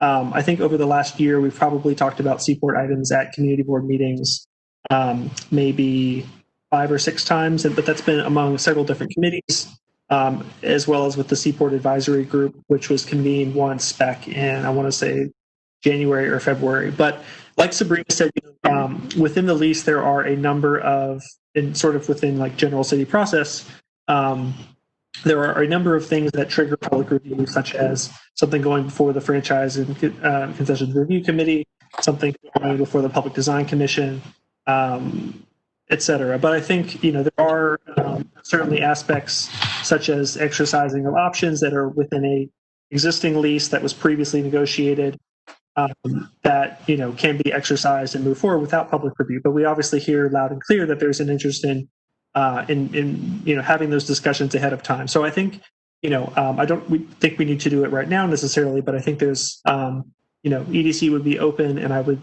like to invite a further discussion of what forum would be best to sort of speak with the community board on a periodic basis regarding all things Seaport, so that we can have these questions answered in a public forum, sort of again on a running basis, so that there aren't things taken by surprise here. So I just want to put that on the table. We definitely hear loud and clear that there is a need to have these conversations more often, as well as before the fact, even if there are things that don't necessarily trigger public approval, that there is obviously an interest in having the community board's voice and the broader public's voice at the table in those. So just want to put that on the table, but want to pass it now to Orion and or Sabrina for the specific questions, Joanne, that you asked regarding the John Street lot.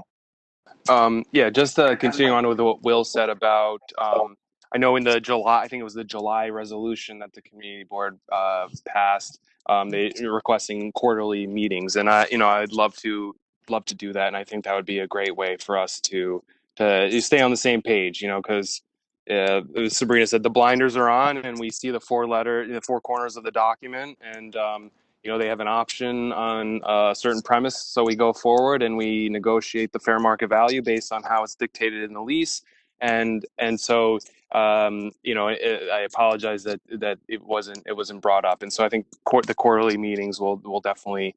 It will definitely help that, and I'm happy to attend that. And then regarding the John Street lot, as I noted to David, I'd like to get back to you in writing, just so I can get the facts straight. I don't want to speak offhand because it is there is a complex history to it that I I just don't have off the top of my head right now.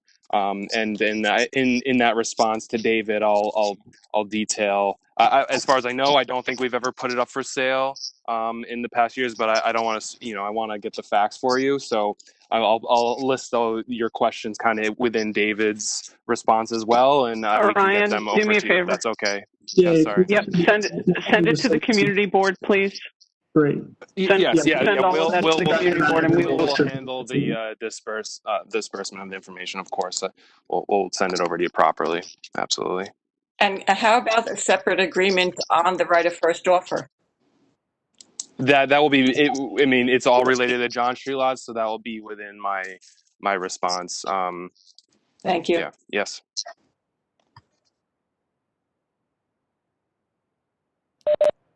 I'm just gonna pop in and say, as chair, it's 7:51. We have a very important Governor's Island presentation that has a lot to do with the problems and conversations that we have about giving enough time and having a real clear dialogue. So anybody who needs to speak from this point forward, I'm going to ask you to limit your comments to 1 minute and a 2-minute reply from EDC. I'm so sorry, but we do need to get to Governor's Island. Okay, with that said, our next and last member of the public who'd like to speak is Sarah Williams. I know Michael Kramer earlier said he had something to add. I don't know if he still does, but if he does, we could get to him next. So only 2 more. And Sarah, I'm unmuting you now. Hi, thank you so much. I'm also on the board of the Fulton Stall Market. I know Steve actually got on here before I did, so he asked and answered, or had answered a bunch of our questions. So, and we just want to thank Community Board 1 for getting sort of all of this out there and working on it. Also, I just want to go back to what Orion was saying about maybe the discussions are still open to the Fulton Stall Market with us and EDC, if that's possible. So maybe after all of this meeting and whatnot, we could connect again about a bunch of the things that have been brought up here and just what possibilities are moving forward, and to sort of leave that discussion, to keep moving. And with that, I just, thank everybody for having this meeting. We'd welcome that, Sarah. Great. Hey, we'll email you.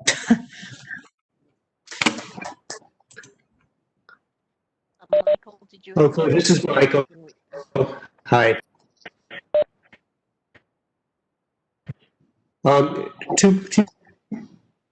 That if the air rights to the new market building are to be sold, that there will be an RFP process? I'm sorry, Michael, would you mind? Would you confirm that if the air rights to the new market building were to be sold, that it would go through an RFP process? Yeah, so like I mentioned before, we were invited here this evening to talk about the existing lease and the ground lease and the terms of that.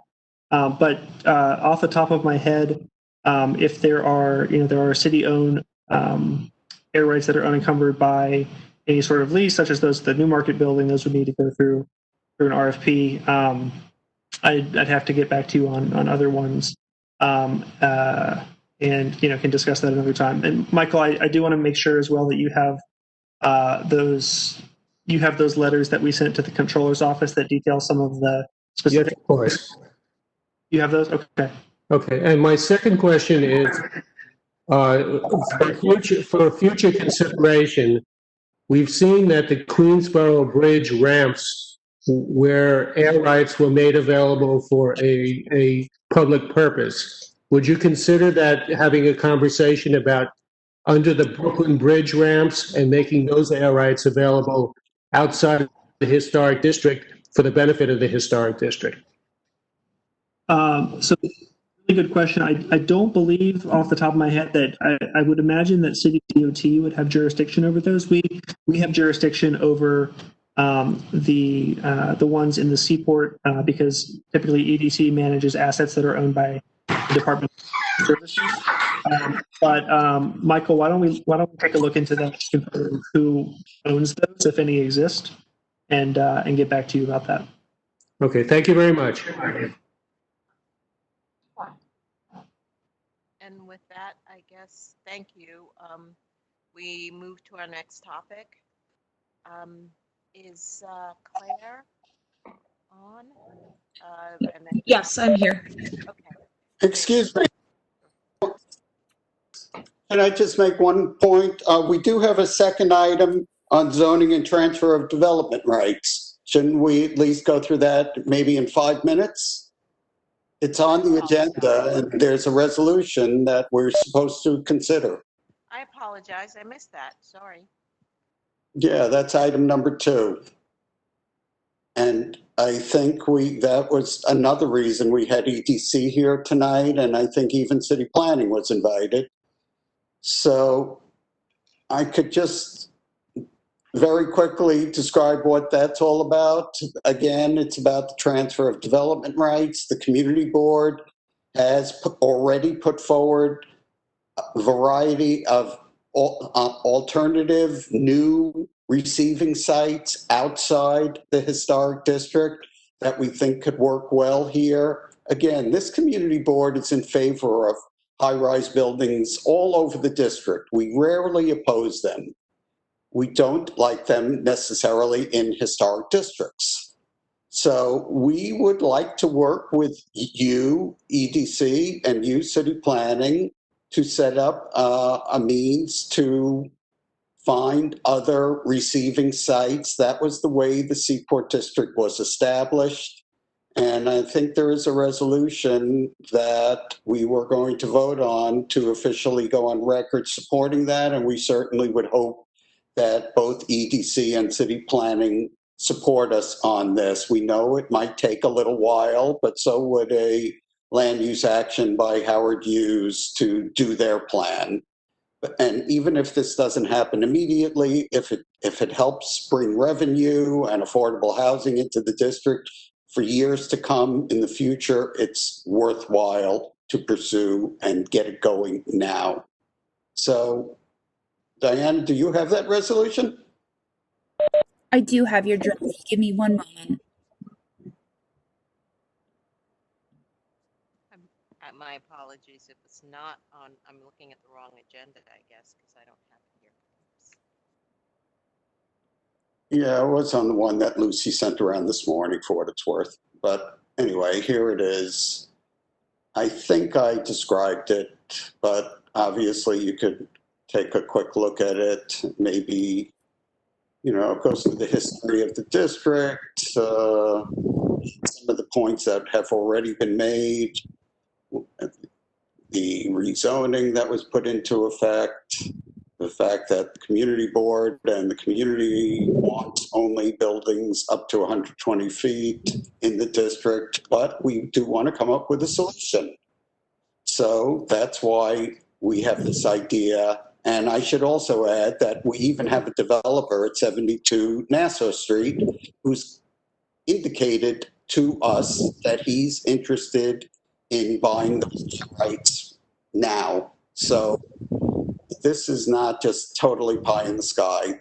I think there would be developers interested in those development rights, but we need to get this going.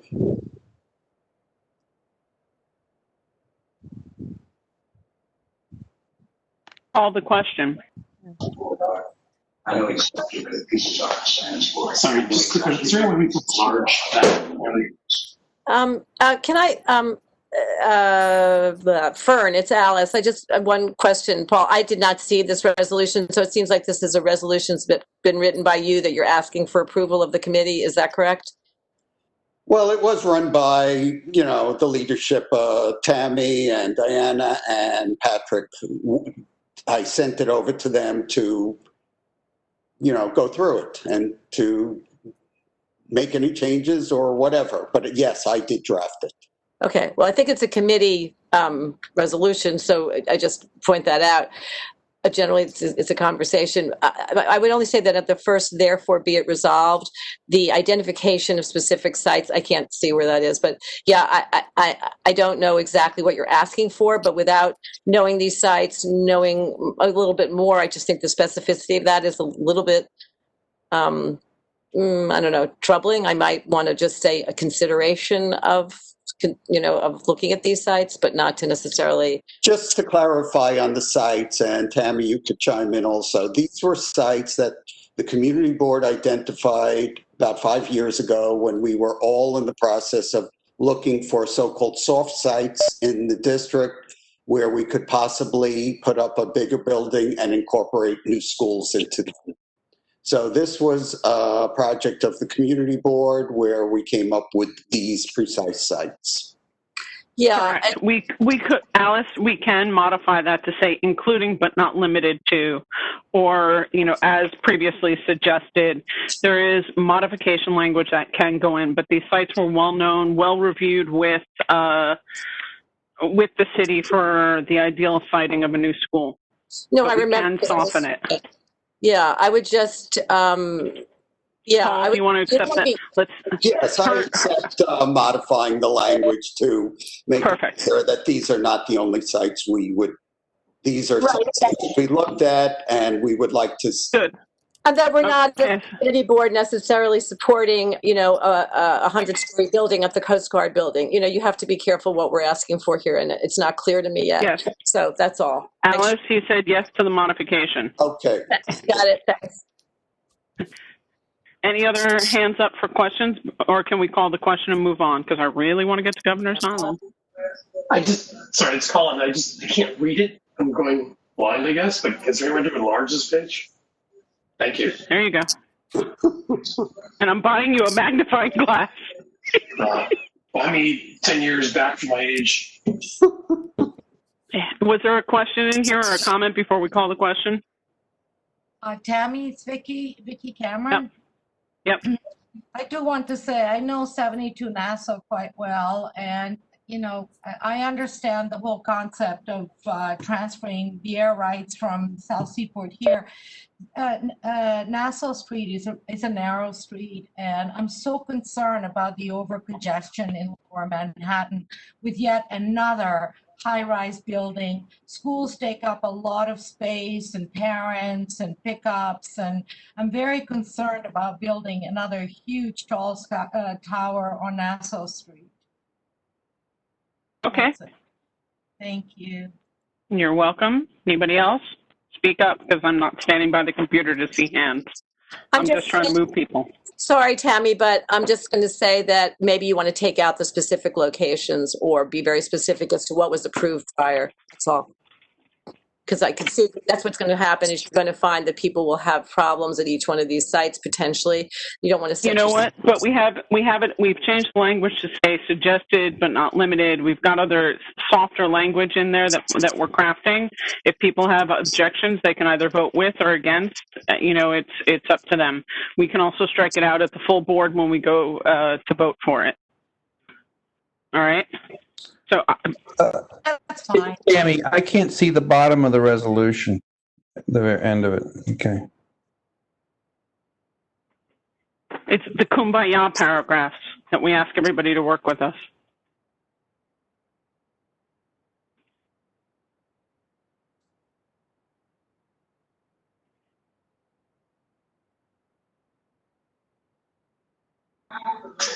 Everybody ready?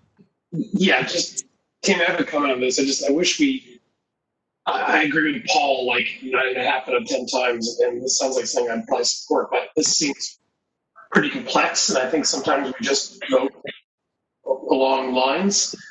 And I just want to say I'm going to abstain because I want to understand this better before I vote on it, but it seems like something I want to support, but I wish we had a little bit more time.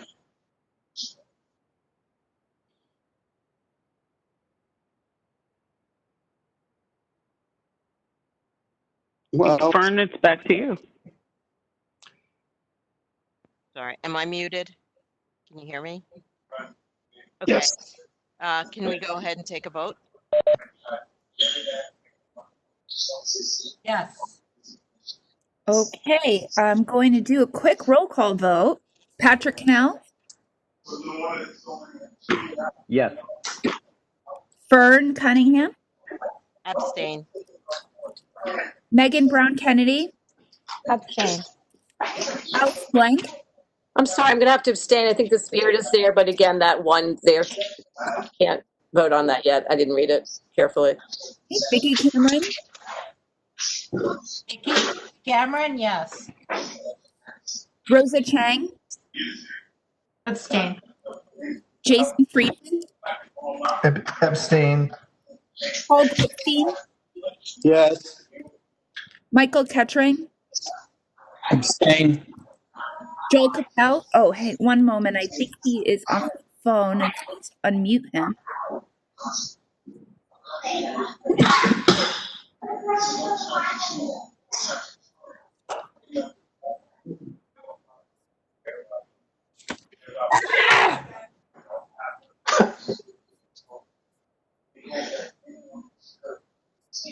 Joel, are you on? Yes. Yeah, I'm on. Are you, how do you on. vote? Yes. Oh, was that Joe Lerner? Yes. I'm asking for Joel Capel. Joel Capel, are you on? I vote yes. Joel Lerner, can you, I got your vote. Is Joel Capel with us? Yes. Okay. In favor, Joel? Yes. Great, thank you. Okay, let's get back to it. Thank you everyone for bearing with us. William Koulimentis. Okay, Joe Lerner is in favor. Colin Mahoney. Can you come back to me, please?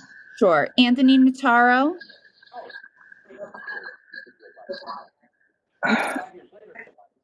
Anthony. Okay, Laura Starr. Brittany Wade. Michael Kramer. Yeah. Yes. And Luis Vasquez.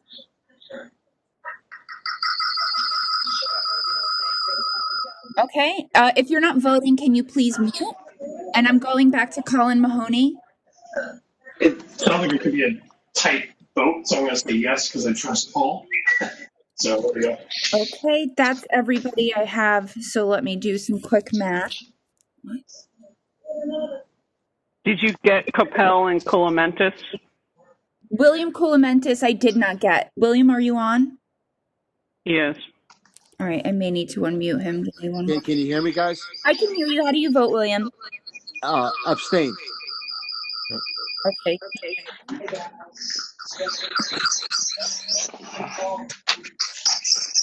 Give me one moment. I'm just trying to mute everybody while I'm adding up the votes. Okay.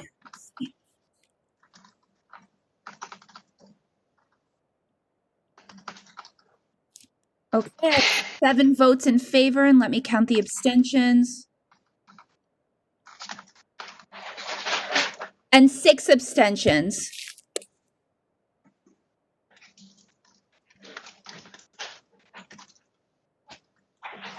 Seven in favor and 6 abstentions, so the motion carries. Okay, motion carries. Okay. Great. Thank you, Diana. Sorry, I was muting myself. I guess we can move on now to Governor's Island.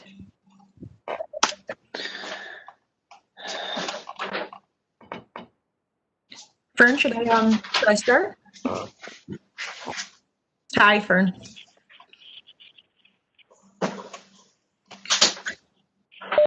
I think, Fern, I'm sorry. I think you're on mute again. I'm sorry. There's a ghost in my machine. Sorry. Please go ahead. Oh, I love Fern. She's great. I love her apartment. Love everything about her. Sorry. Anyway, please go ahead, Claire. Thank you. It happens. Thank you so much. Can everyone see a screen? Yes. Okay, great. So thank you, everyone. Right. Clare Newman. I'm the president of the Trust for Governor's Island. And first off, let me start by just saying thank you for giving us the time to talk about the upcoming rezoning proposal, and extra special thanks for everyone who also joined us in mid-September to hear about the climate vision, and a sort of high-level preview of what the rezoning was going to entail. So today we are returning in advance of ULURP certification, really to provide more detail on, first of all, the details of the proposed South Island rezoning, with a particular focus on the urban design framework and sharing as many images, massings, renderings as possible to give the board and the public a full sense of what that entails. And then second, in response to some of the questions we got last month, a more detailed history on the planning efforts that led us to where we are today. Wanted to just take a second to walk through a few upcoming meetings. And again, thanks to community board staff and leadership for working with us to get all of these spots on the calendar. We really appreciate it. As I mentioned, we were here last month to talk about the vision that is driving this proposed rezoning, and also to give a high-level preview. Tonight, we have two goals. One is, as I said, to provide as much background on history about the planning and urban design evolution that led to these development paths and the proposed massings. And then second, really to give a preview of all of the zoning details so that when the DEIS is released tomorrow, as we've discussed, and when the zoning text is released next week, the board has the framework and the voiceover necessary to really consider what are those details and those applications. Claire, I'm not sure if it's me or not, but okay, I can see your presentation now. I only saw half of it. It may have been my screen. Sorry. I saw it the same way. I think others are. Claire, why don't you continue? We have the same problem now, and maybe you could pass off to somebody else if we keep having that issue. Hopefully, let me know if it happens again. Sorry about that, everybody. Okay, no worries. So then on November 2nd, we're going to return, in particular, again, sort of in response to some of the questions that came up in mid-September, to really focus on how we can continue to make the island a terrific resource for all New Yorkers and for Community Board 1, both now and as we go through, hopefully, this proposed rezoning and then into the future as more of the North Island buildings are reactivated and we begin to see some development on the South Island, particularly focusing on parks and open space, waterfront, public programming, all of that kind of stuff that brings life to the island and is what people love about the place. And then on November 9th, we'll be back again to this committee to consider in detail the rezoning proposal, then in light of having received and had time to look at the EIS and the zoning text. And so at that point, we're going to share again the zoning details. We'll have any information needed on the EIS analysis, and we'll also be presenting a very robust synopsis of the path to financial self-sufficiency. At our last meeting, we won't belabor this because we heard loud and clear folks really want to zoom in on the massing and the proposed rezoning. But we did talk about this proposal that we, in partnership with the mayor's office, had laid out to bring a leading climate center to Governor's Island. And really, we see this as an opportunity to deliver on the long-held promise to make Governor's Island a year-round resource for the city, to provide a financial revenue stream to support the park and all the other fantastic stuff that's on the island, and to do that with a project that can really bring together a cross-sector community to address one of the major issues the city is going to be grappling with in the coming years. A very brief recap that I think is going to be relevant as we go through the presentation about the deed restrictions and the zoning. When the federal government sold the property to the partnership of the state and the city, that deed came with restrictions that laid out allowable and prohibited uses. The deed trumps everything else. And the sort of next layer below that is the zoning that we're going to share tonight, which really lays out the building envelopes, the proposed massing, and then use groups that you can put within it. And then lastly, we will be at some point next year releasing a solicitation where we're going to be looking for partners to join us in making this climate vision a reality. And in that RFP, we have the opportunity to lay out more specifics about what we're all looking for in terms of architecture and urban design guidelines, sustainability and resiliency goals. And as we mentioned last time, we are inviting the CAC and members of the community board to assist in that process and developing those RFP goals and guidelines. Again, you're going to hear the full details on this, but as a reminder, what we're asking for is a rezoning of the southern half of the island. The southern half of the island is currently zoned R32. So the as of right uses down there are residential, which is in conflict with the deed. So we're proposing to change that to a mixed use district, a commercial district underlying the special district that will overlay it. And, the point of all this, again, in addition to hopefully delivering a fantastic project focused on climate solutions and environmental innovation, is to help support the park and to support the island writ large as a sort of treasured resource for the city. It'll enable us to deliver year-round access. It's going to enhance operational capacity, rerun the ferries. We can increase the frequency of the ferries, help us to really get the momentum we need to activate historic buildings. We've been marketing those for some time and have had success with a few buildings, but the activating the South Island is really going to help bring, as I said, the sort of market demand to get those north buildings activated. And then, of course, maintaining the park and providing fantastic public programming. All of that is part of this need for the revenue stream. So stepping back, we won't take too long on this, but in 2003, as we mentioned, the property was deeded over from the federal government. I know many people who joined tonight actually participated in that and in lobbying to help make sure that Governor's Island would come back into the city's hands.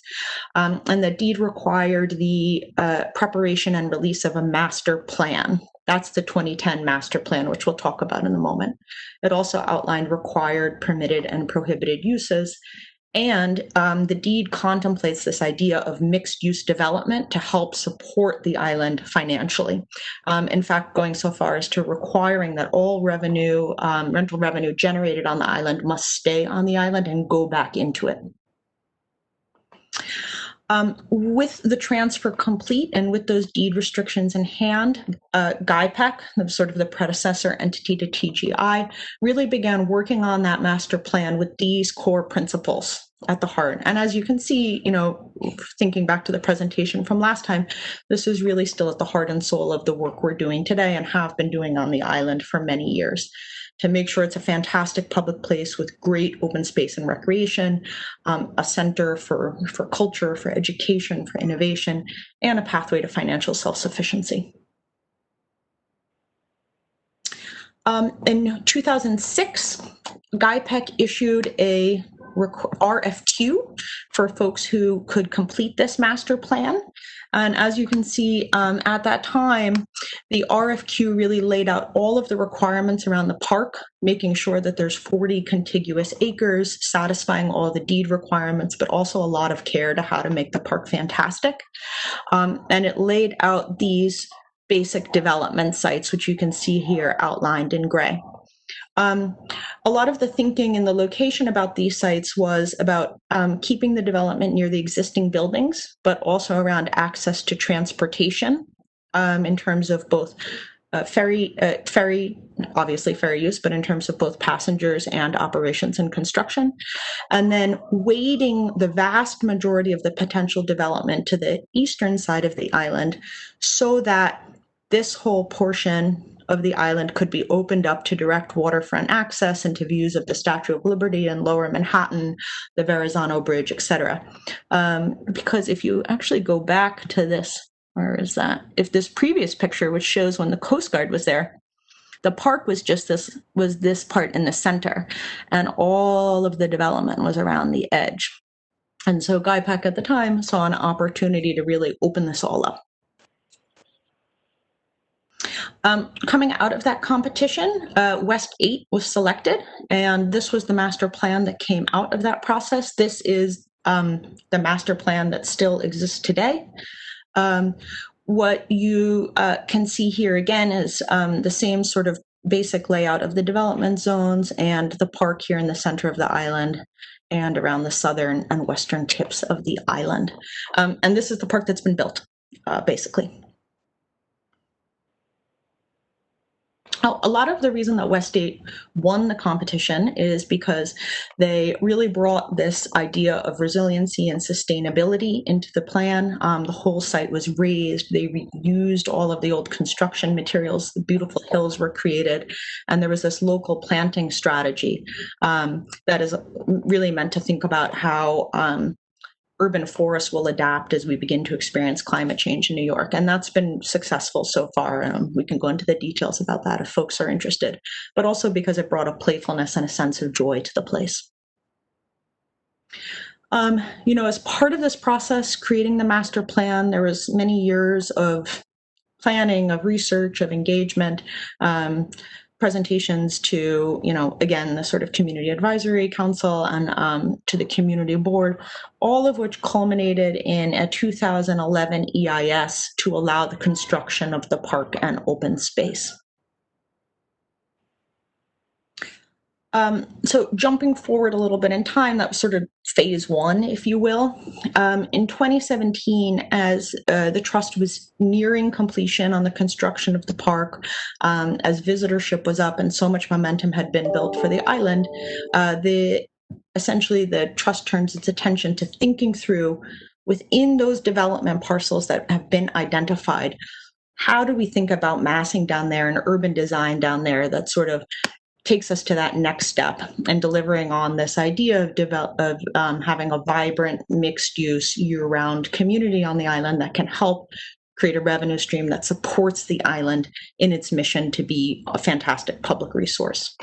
And so these urban design principles were developed in partnership with the Trust, DCP, and FX Collaborative, who's done a terrific job on all of this, and was discussed with CAC and CB1 back in 2018.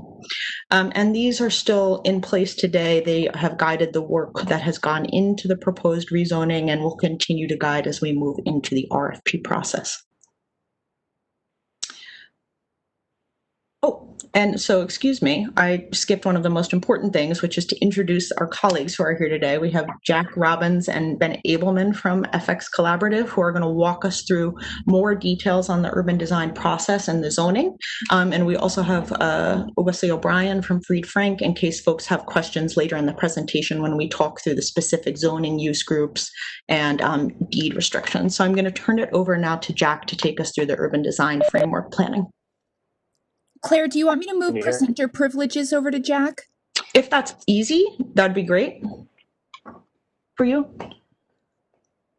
Okay, just switched it over to Jack. Fantastic.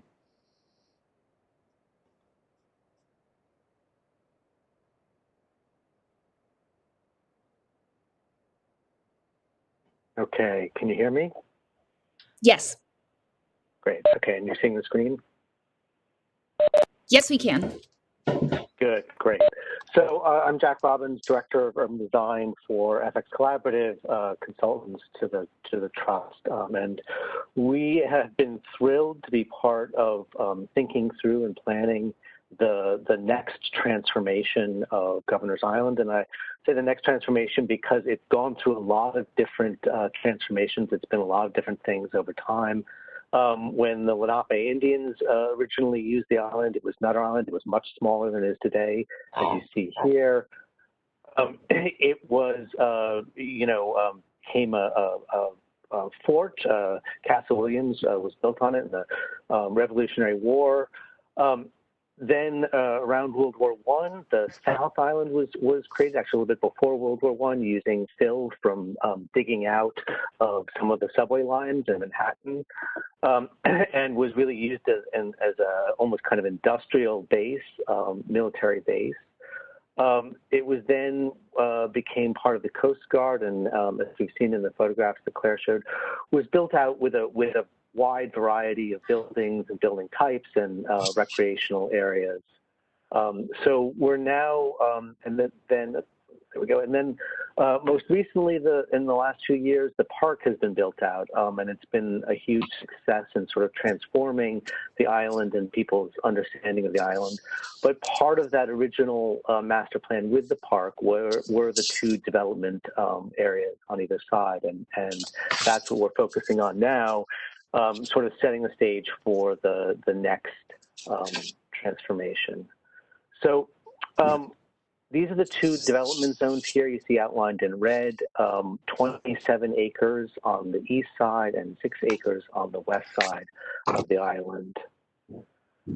They're kind of abstract shapes, and acres can be kind of abstract numbers. So just to give everyone a sense of scale and something that New Yorkers can relate to, the size of a typical Manhattan block.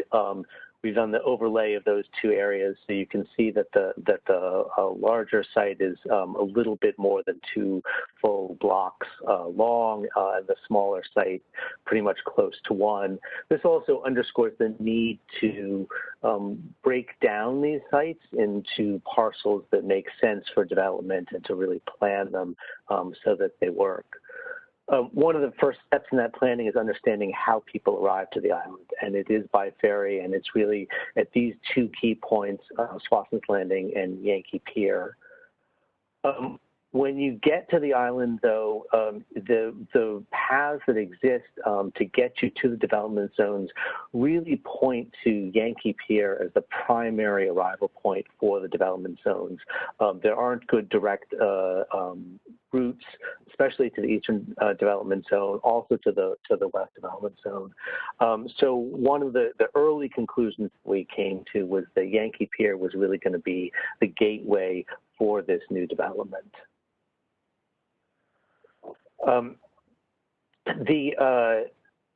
The plan for the park, as Claire has said, was designed with resiliency in mind. So it's elevated. It did very well in Hurricane Sandy. And the intent for the development zones is to have a flush condition, to be at the same elevation, the same level along these purple lines here you see along the edge of the park. The other edge of the development zones along the water is going to have to deal with the flood potential. The zoning is not prescriptive about how that gets solved. We want to leave room for innovation. The idea of this place being a center for innovation and creativity when it comes to resiliency and climate change needs to be reflected in the zoning. The park being the central piece of the context that we need to think about here, it's important also to keep in mind that the park is not all one flavor. It's one of the great things about it is it's got all these different kind of environments and character and feel within it. And we very much try to craft the zoning to respond to that and to be sensitive to that. So, for instance, the oval here, which is such a kind of clear node with its sort of pure geometry amidst all of these other kind of curves in the landscape plan, that is a real focal point, and we have crafted the connections within the Eastern Development Zone to point you toward that focal point, really responding to that. Views were another key consideration here, just some of the key views that we considered in crafting the zoning. The view from Outlook Hill, of course, that's the destination for many people coming to Governor's Island to go and go up the hill and get that view back towards Lower Manhattan. And we've crafted the Western Development Zone to the bulk there to have a minimal impact on that view so that that view would not be interrupted.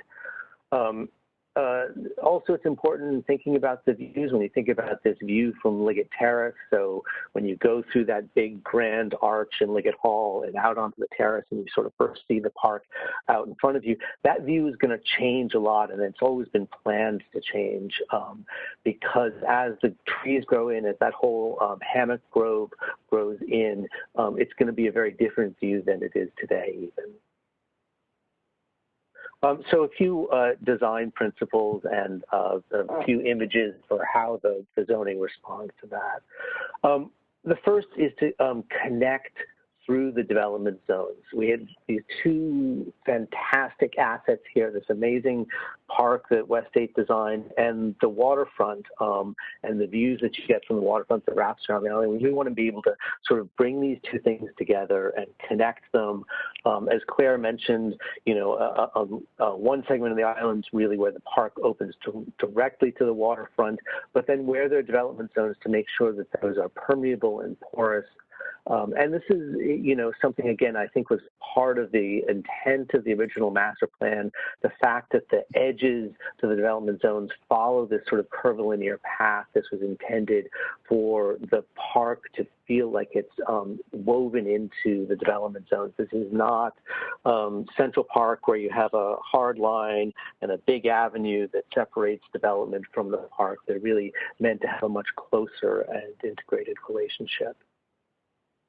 The waterfront, as I've mentioned, and we really want to build on that and enhance that. So we have, we're looking at widening the esplanade to make for a very gracious public space that is part of what a lot of people come to the island for, and also to create space to address the flooding risk and deal with grade changes if that's the solution that's chosen for the individual development sites. It gives you a sort of extra buffer and extra space to make those grade changes, as you can see in these renderings. Yankee Pier Plaza, as I mentioned, the main gateway, the main arrival point. So we've created that plaza space at that arrival point so that it's an open, welcoming space. It's a space that connects through to the park with the new developments on one side. And we felt it important to place the density or focus the density close to this transportation. That's just basic good urban design principle, to put the density where you have available transportation. So the density is higher towards Yankee Pier Plaza and reduces as you move further away. But we're also very sensitive to the historic nature of the buildings on the North Island, and we wanted to make a good kind of smooth transition. So there is Yankee Pier Plaza, as I've mentioned, that creates this wide open space between the historic buildings on the north and any new development to the south. And that is really part of a kind of family of these open spaces and courtyards that connect through. And it was important also to take the pathways that existed on the North Island and carry them through. So in this rendering, this is Kings Road, which runs right through here. And that connects through to the connection that we have through the development zone. In addition to this, there's a transition zone that set of special controls that specifically create setbacks and limit the height in the parts of any buildings that would be closest to the North Island to help make that transition. We wanted to, establish a hierarchy of connections and nodes to express the desire lines inherent in the sites, where people are coming from, where they want to go to, and to create a kind of hierarchy within that of the connections. So there are primary connections and secondary connections, and they do things like connect the nodes, the oval that I mentioned before, with a relatively direct secondary connection from from Yankee Fair Plaza as the main arrival point. And so this rendering here is taken essentially from where that yellow star is at the Oval, looking through that connection right here towards the waterfront here. So we have tested the zoning regulations with lots of different buildings and possible developments. We feel fairly certain that we have crafted a zoning set of regulations that allow for flexibility in the development parcels, but at the same time create the kind of variety and protect the public realm and the open space and the things that make Governor's Island such a fantastic place, and will make it even more fantastic place in the future. You can see in this, this is one of the versions of it.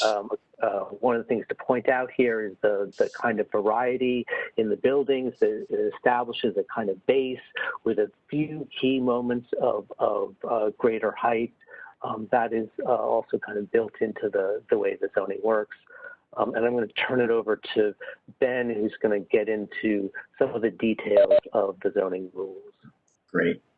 I don't know if it's easiest, Jack, if do you want to just advance the slides, or?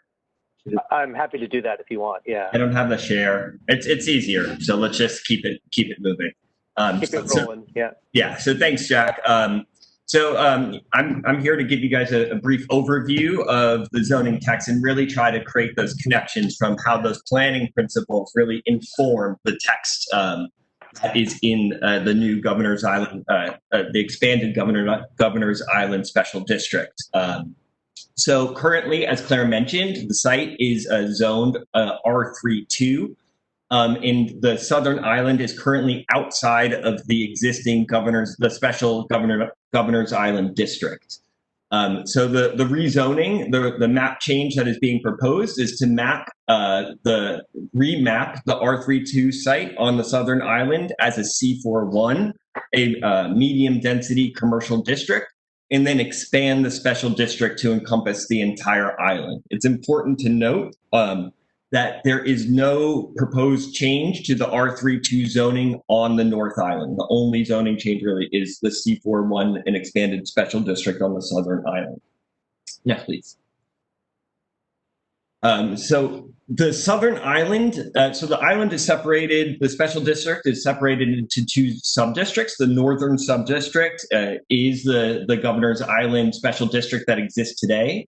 And the expanded special district now creates the southern sub-district, which is all of the island south of Division Road. The sub-districts are further subdivided into three different sub-areas. The eastern sub-area, which is the eastern development zone, the open space, which is the park, which exists today and will exist in the future, and then the western sub-area.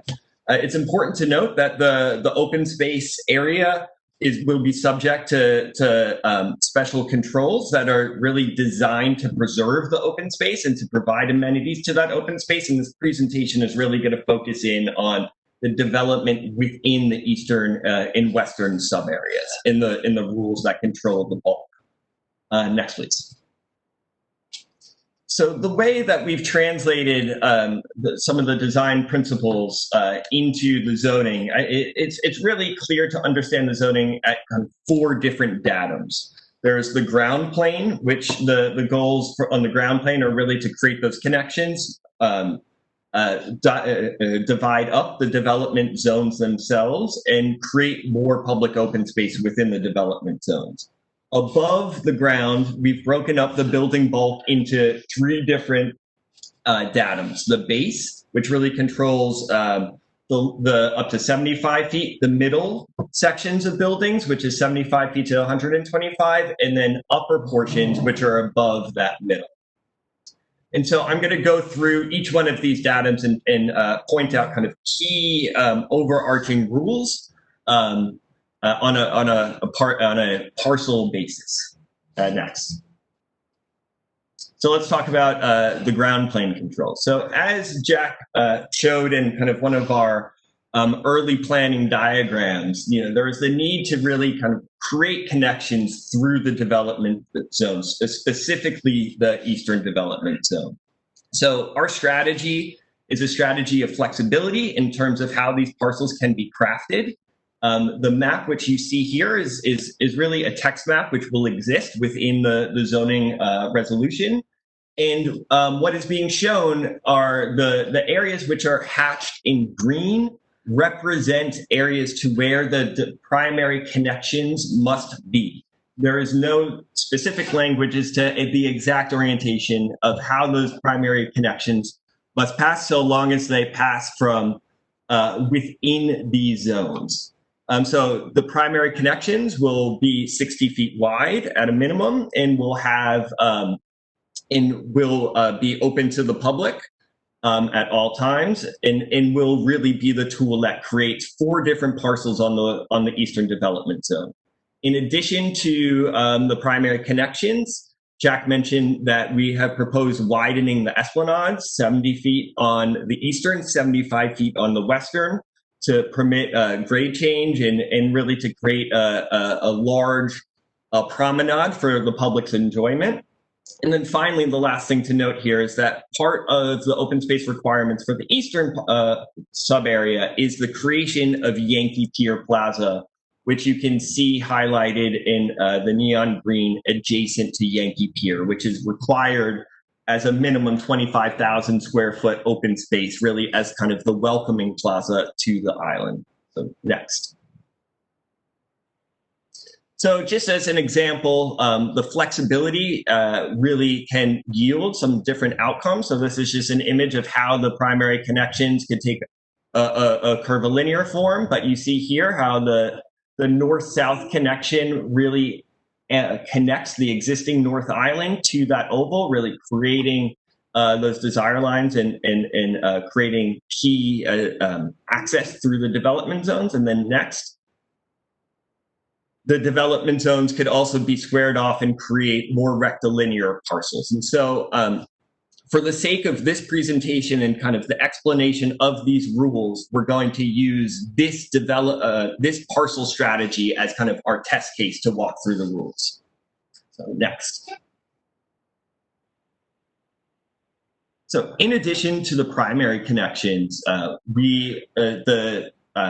several of the parcels within the development sub-areas require what are called secondary connections. So this is a different scale, but a different scale than the primary connector, but publicly accessible. And similar to the way that the primary connections are required, we're providing flexibility as to how they can be placed. And this really kind of picks up another scale and ensures public access through the development parcels themselves. So we see them on E3, in parcel E2, also W1. And if parcel E3 were to become smaller as it was shown in one of the previous parcel strategies, the secondary connection would need to be provided in E4. That's kind of a little bit of a detail here. Next. So let's focus and just zoom in on parcel E2. And so I'll use parcel E2 really as kind of the base case to explain all of the regulations as we move up the datums. So here we see how a secondary connection can be struck through this prototypical development footprints. This brings connections from the esplanade towards the oval, really creating those desire lines. It's important to note that the secondary connections can be not only open to the sky, but can be enclosed and pass through buildings. So as you see on the southwest corner of this parcel, we're suggesting that the secondary connection can pass through the building. Next, please. So let's talk about the bulk controls. So the bulk controls, as I mentioned, are really set up into these 3 datums, base, middle, and upper. The tools which we're employing within each one of these datums are lot coverage rules, heights, and then also minimum distance between buildings. The key here is to ensure that we can provide larger footprint buildings down low, and the massing will have to thin out as it rises up. So at our base regulation, which will be measured up to the base height, the lot coverage can be up to 80%.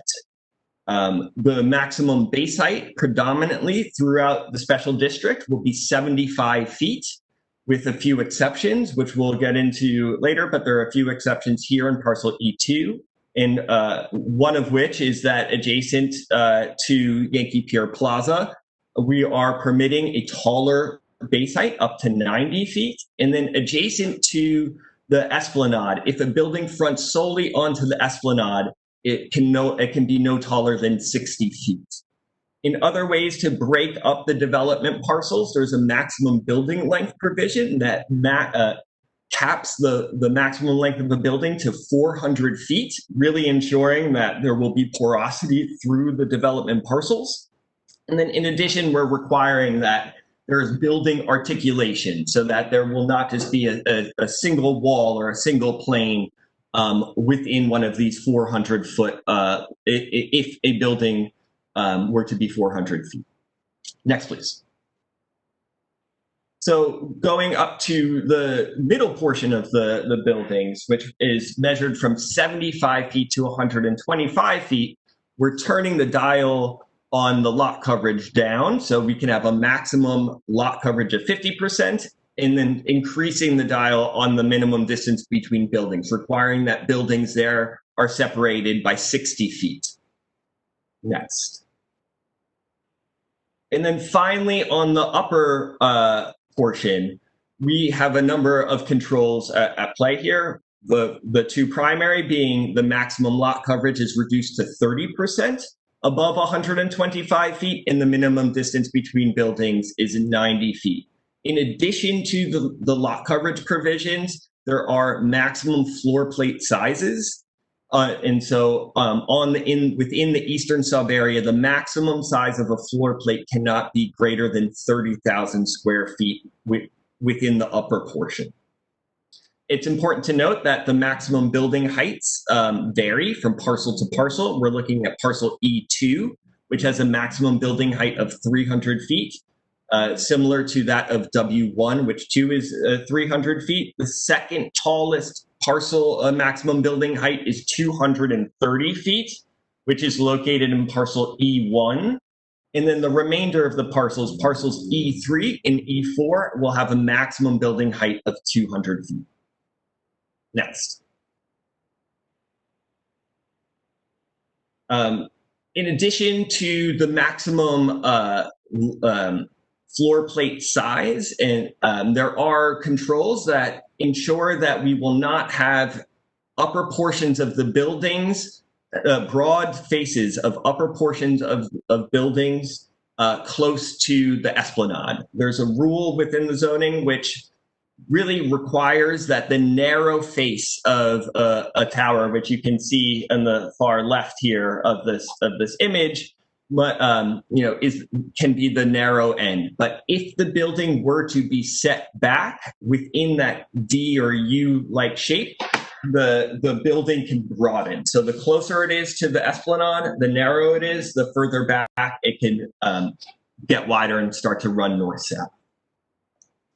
Next. So in addition to the kind of three datums that we dealt with in bulk, there are also permitted obstructions. Because we are developing within a flood hazard area for the FEMA map, it's important, it's good practice for all mechanical systems to be elevated above the flood zone. And so to accommodate that, we're permitting bulkheads, mechanical bulkheads, which can be 100% of the floor plate that it is on top. So basically matching the size of the floor below. And then to ensure that all the mechanical equipment can fit within these bulkheads, for 50% of that floor plate, it can go up another 20 feet. So for a total of 60 feet, we are permitting obstructions above the maximum building height. Next. So the rules which I just described really apply to all of the development parcels in both development subareas. But it's important to note that there are specific conditions and specific rules that pertain to specific locations within the development zone. So I'm going to talk about just a few of those. So the first one is really thinking about that arrival point and thinking about the how we are thinking about Yankee Pier Plaza.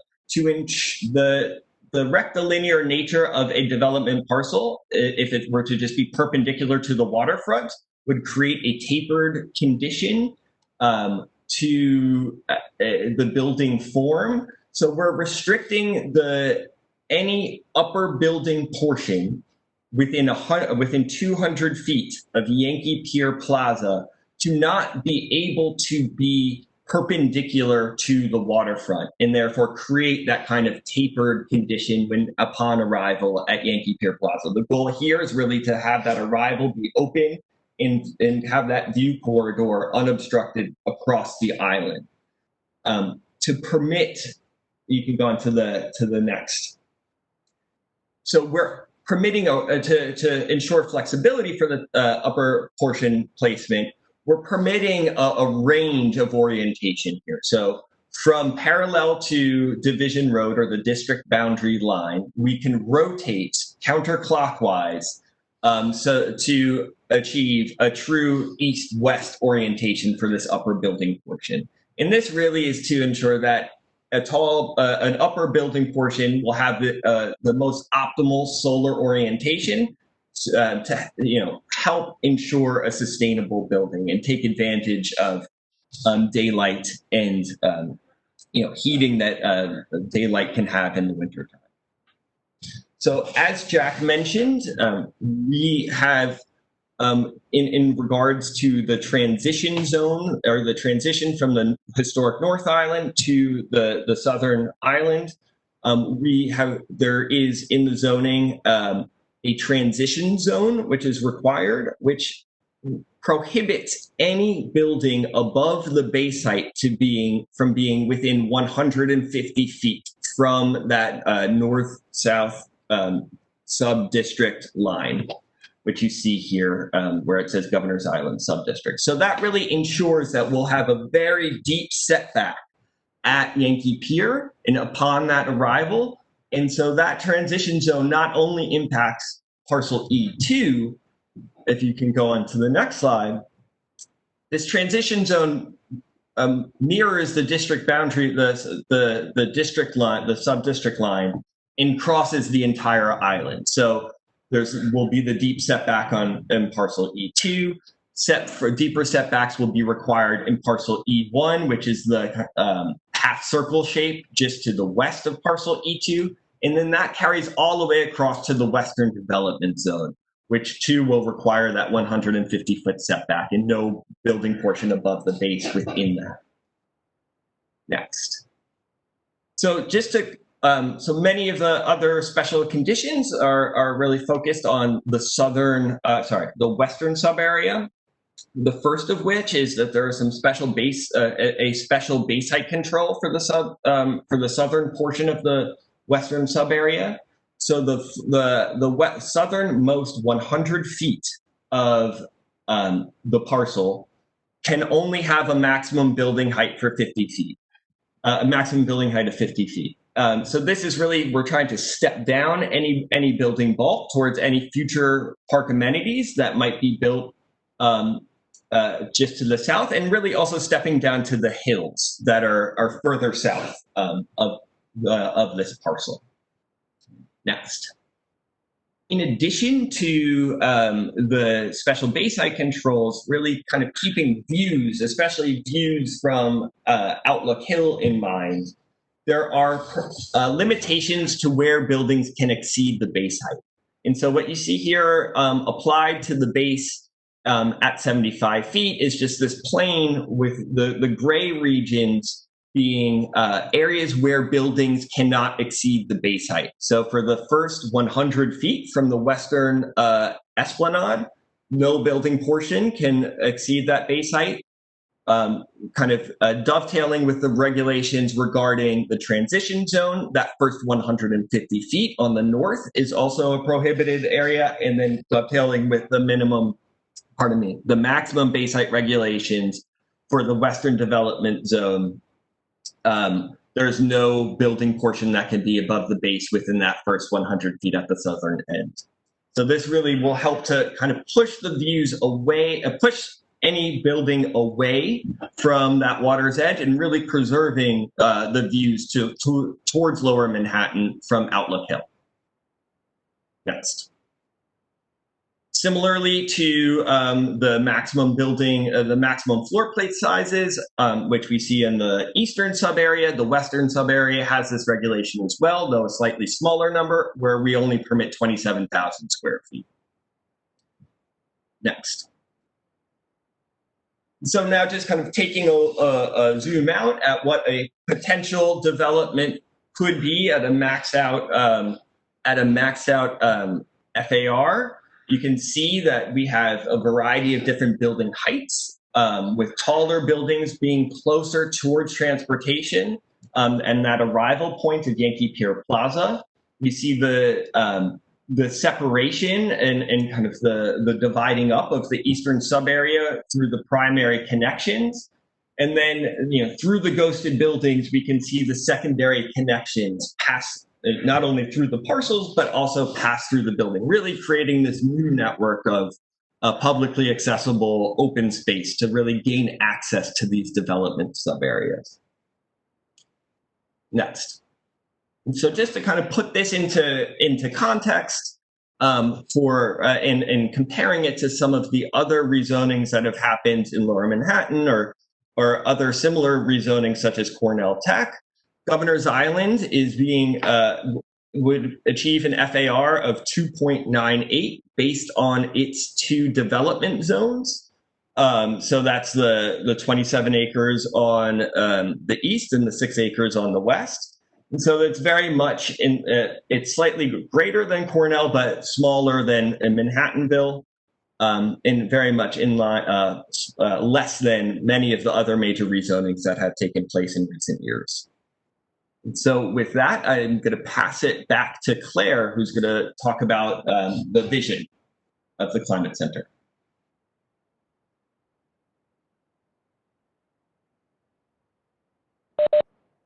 Claire, you're taking presenter back? Claire, I think you're muted. You're muted still.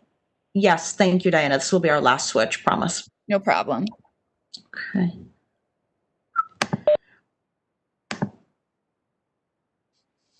Okay.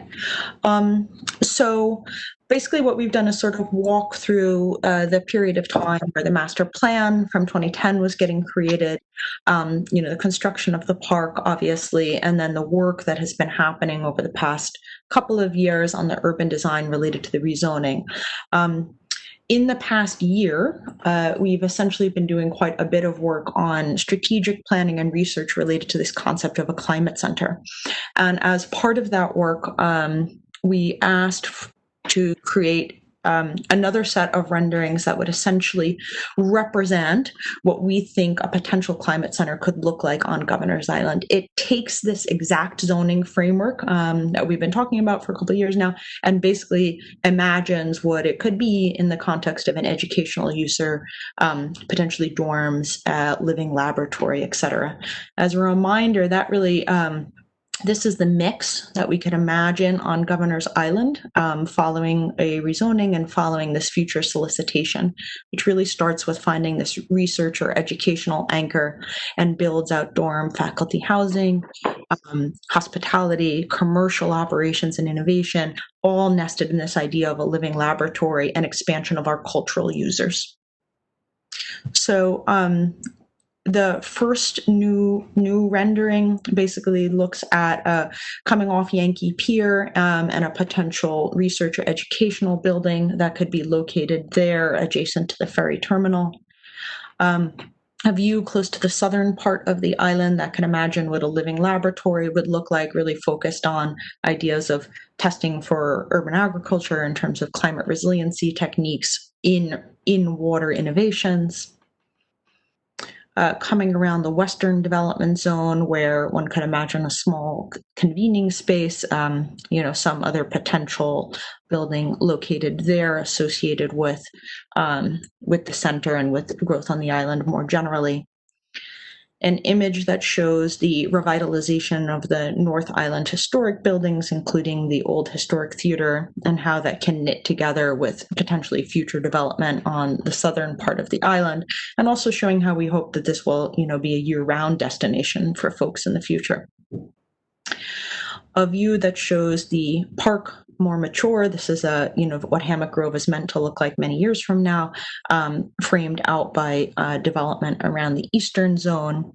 And then one more image that shows what a potential development could look like that utilizes and stays within the bounds of the proposed zoning framework.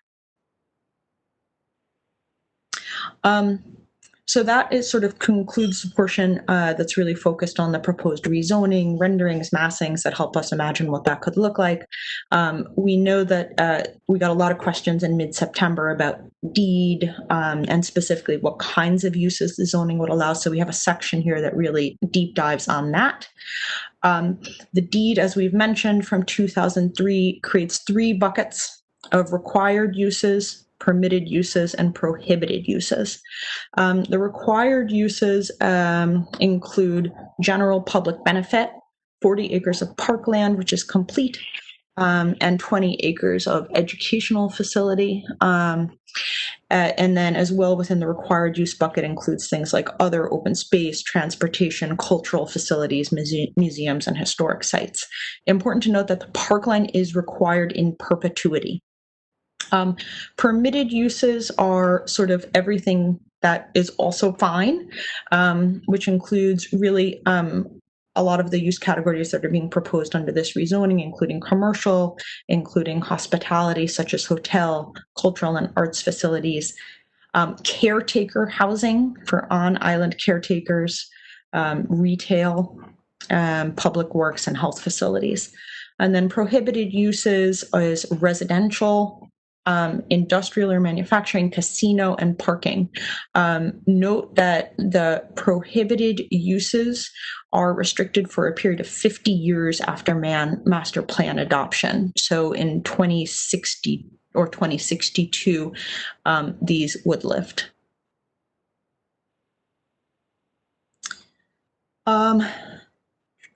As we've noted, as part of the proposed rezoning, it would cover the entire island with a special district, which would basically take all of the uses that are currently allowed on the North Island, include those on the South Island, and would add R&D and potential for small-scale light manufacturing. And then this is sort of an eye test, but it lists out specifically from each use group exactly what is and is not allowed.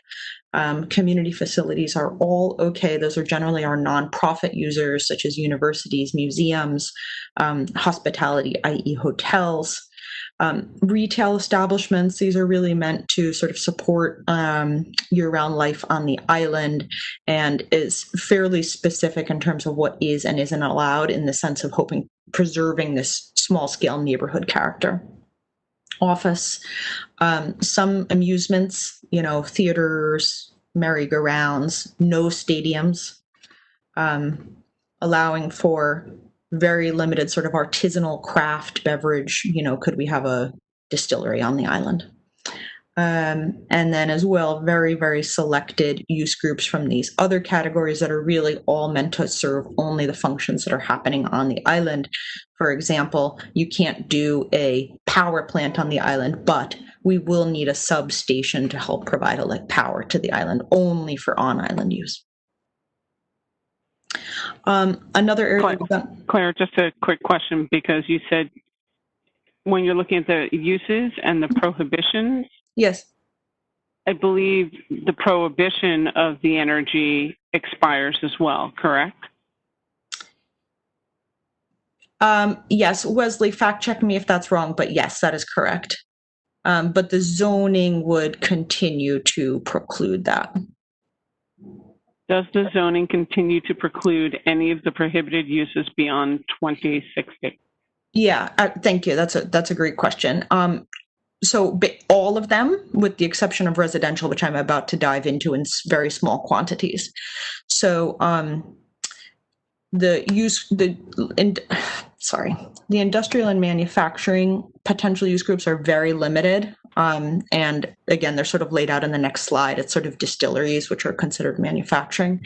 Casino and gaming uses is precluded by the zoning. Parking, except limited ancillary for service to buildings, is precluded.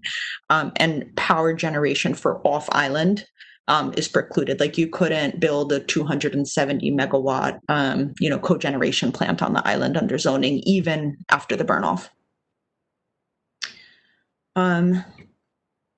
And then residential. So I want to walk through this in detail.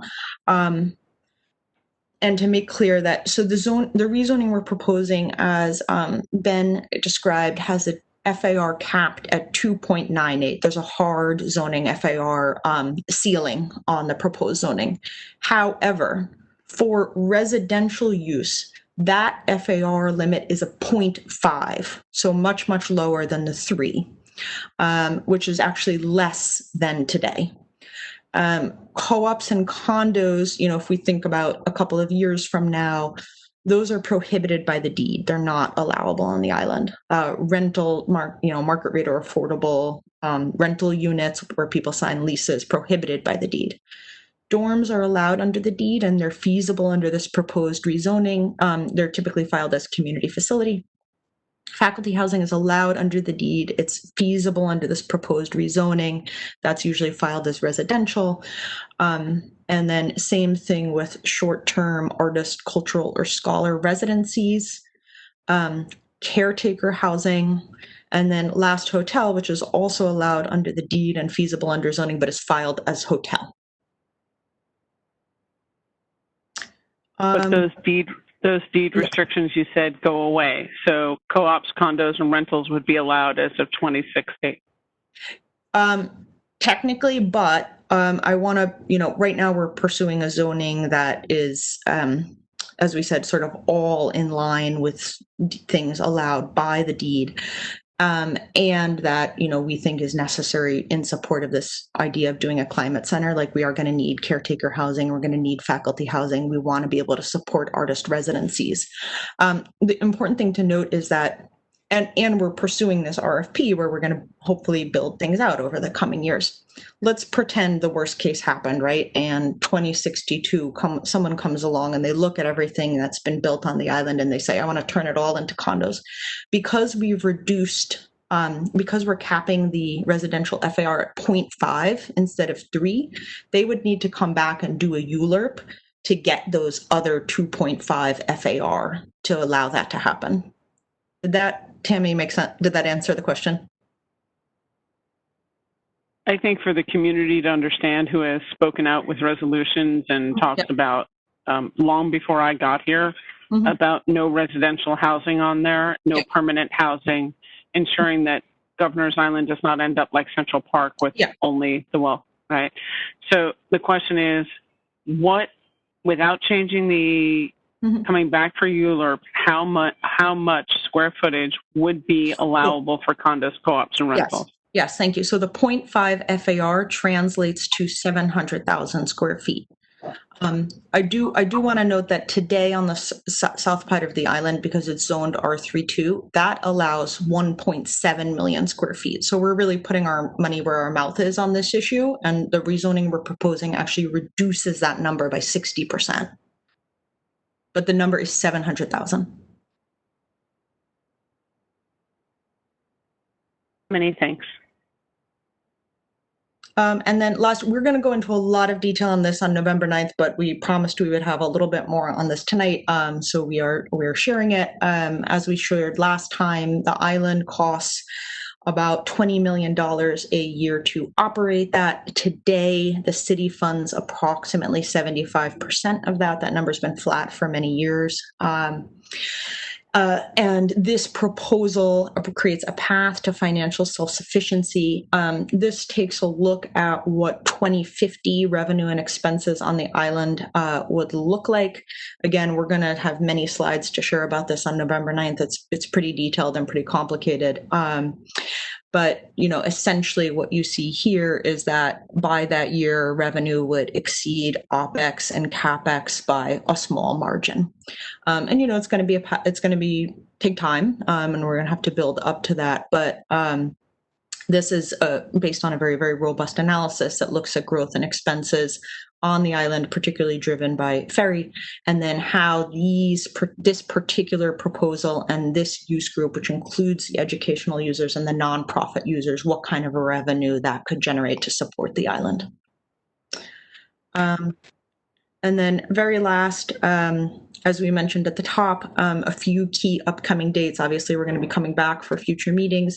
The DEIS should be published tomorrow. It will be sent to the community board. We're also going to make sure to send it as soon as we get it in our hands. Our certification date is October 19th. And then we are gearing up for a solicitation to be released again in support of this climate center vision in 2021.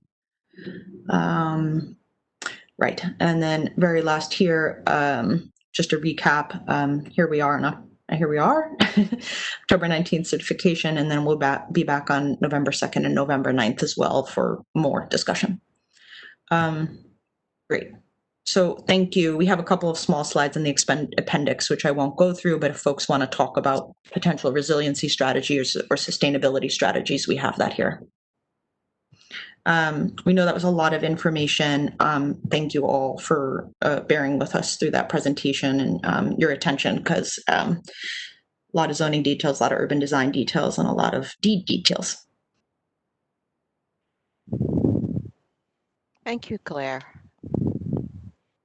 So do we have any, can you hear me? Yes. You're good, Fern. Okay, so I'm looking for questions. Rosa, I'm not sure. Go ahead, Tammy, because I only see one hand raised. It's Rosa. I'm not sure if it was Rosa. before. I see Rosa. I see Andrew. I see Alice Blank, Vicky Cameron. So if you want to go in that order, that could help you. Yep.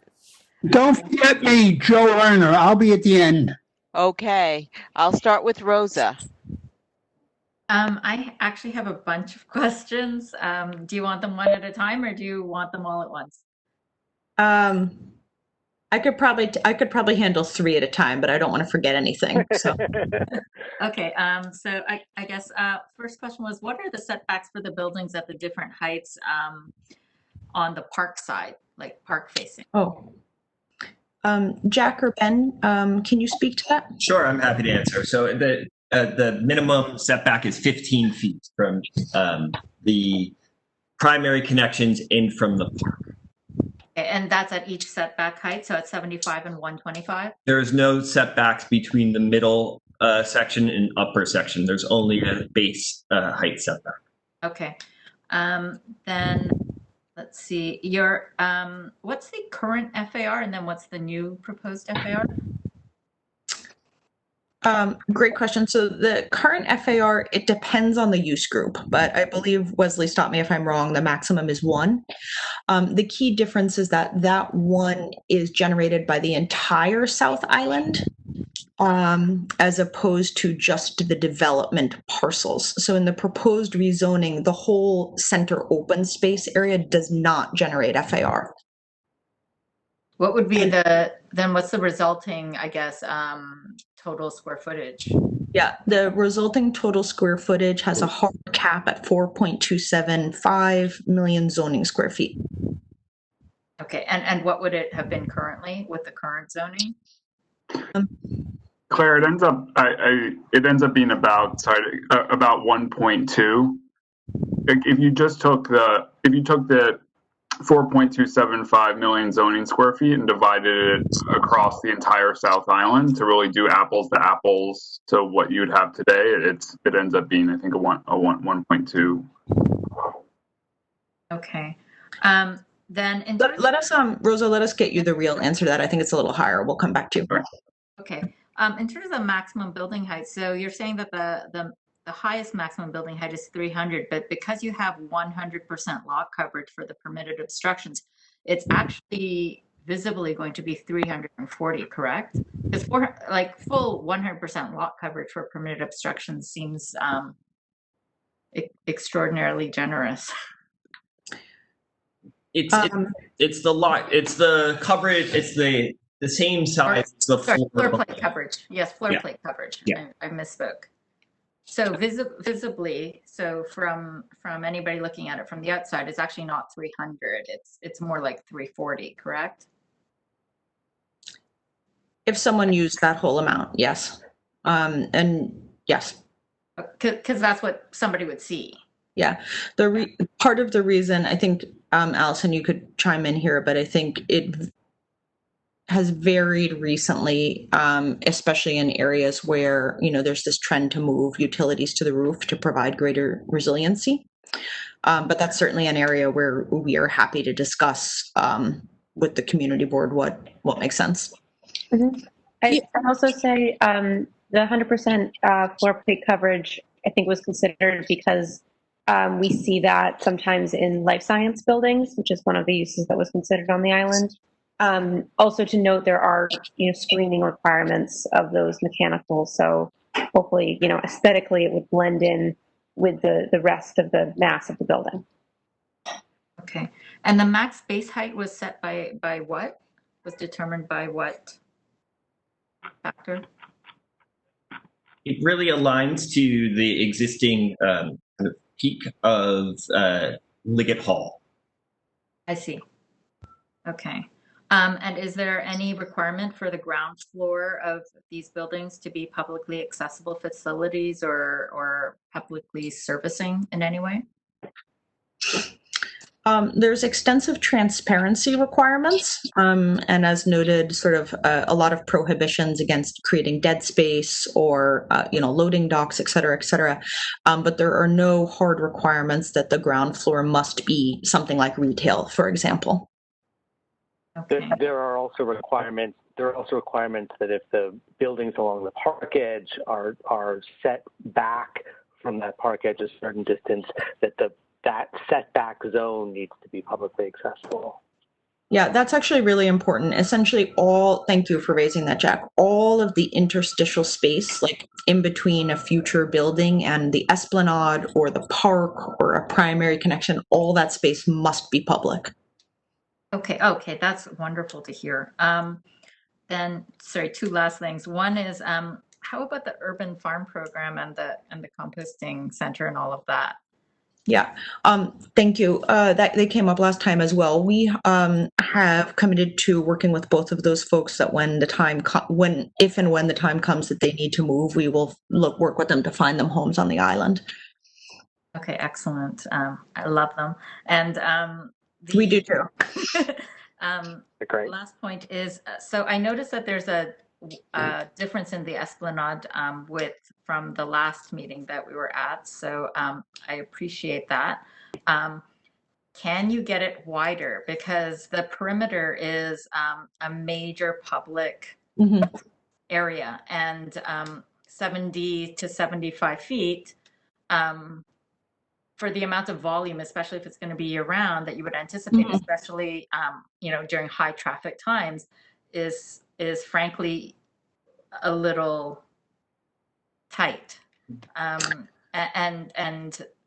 I think a little bit more sort of generous space along the perimeter, because even looking at your own diagrams for it, like, it's interesting because your arrows are so wide that they're literally like on top of water. And I think that you're trying to show that that's a major thoroughfare, which it is, especially when you consider the bicyclists and those big cart people and then pedestrians. It really is, it gets a little mean.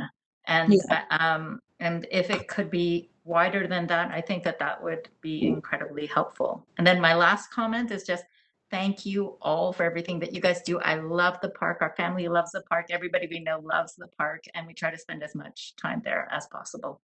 Thank you, Rosa. We appreciate that. Jack, would you take a minute and talk about how we came up with those esplanade widths? And then that's an area where we're happy to work with you guys. Right. And just to be clear, like I've been there when it's crowded too. It can get crowded along the Esplanade, and so what we're proposing is actually a widening of what's there, what exists today, right there, for exactly that reason, to create the kind of width that you need, to have it feel gracious, to not let it get too crowded. There's also, there's a flip side to that, which is that you also don't want it to feel desolate, right? It can be too wide, and so you're trying to find that balance between the two. And we looked at a whole bunch of precedents, not just in New York but around the world. We feel that amount of space is the right amount of space, for the island and for the kinds of densities and kinds of crowd that you might get there. Now, there's nothing that would stop an individual development from making it wider if they wanted to. That's could be done, but the numbers in the zoning are really the sort of minimum requirement. No developer in the right mind that would give up square footage. If the zoning allows them to take it. Yeah, they're not necessarily giving up square footage. They're just putting it somewhere else. They would find a way to do both. That may be true. Okay, up next we have, I believe, Alice, you're up next, and then Andrew. Thanks very much for the presentation. It's a long time in the coming. It would have been great to have a lot of this, of course, much earlier. And there's so much information. Basically, we're looking at a new city plan at a late hour. And so it's kind of difficult. Thanks, Rosa. Still a lot of questions I had. So just to understand, you're basically you're up 75 feet, which is to identify the first sort of level, which is leveled with Liggett Hall. That's where you came up with 75 feet.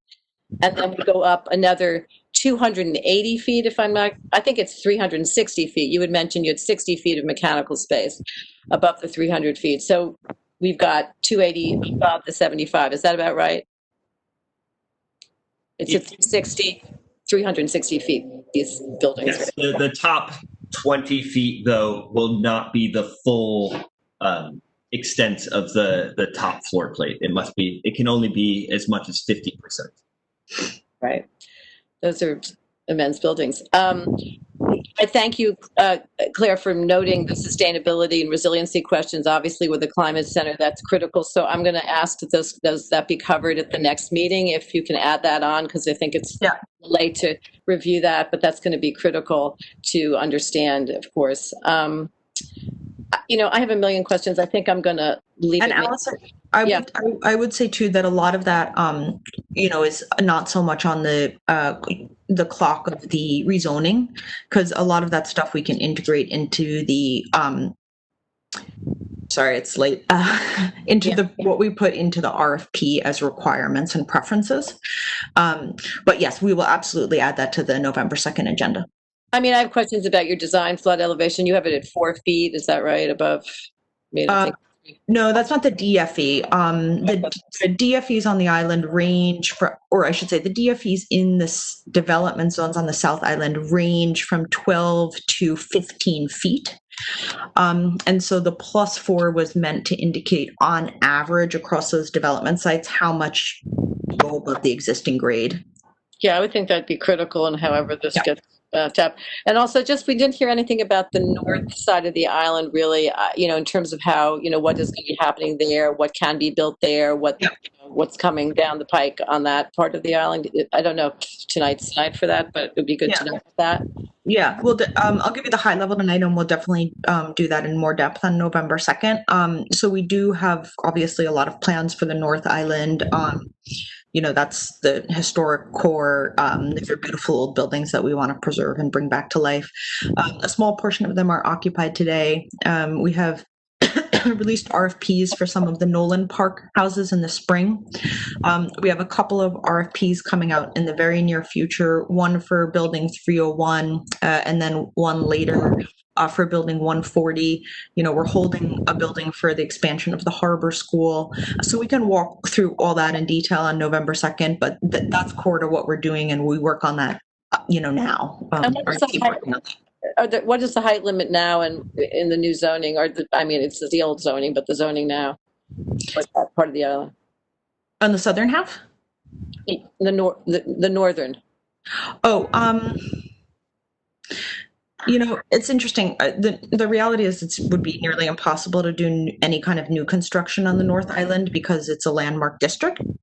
We can find out exactly what it is in the zoning, but I think nothing would ever, given the landmark rules, nothing would ever go higher than the 125-foot spire of Liggett. There's really very little room to do anything new up there. It's all about adaptive reuse of the existing buildings. Just would like to know, given what we've just reviewed over 250. Yes, absolutely. Okay. All right. I'll leave the rest of the questions for the next time. Thanks very much. Okay. Thanks, Alice. Andrew, you're up next. Thanks, Fern. Clare and team, thanks very much for the presentation. I think it was helpful to drill a little bit deeper into the detail, and I'll echo Rosa's comments about your stewardship of the island. It's great and provides incredible resources to the community, so thanks for that.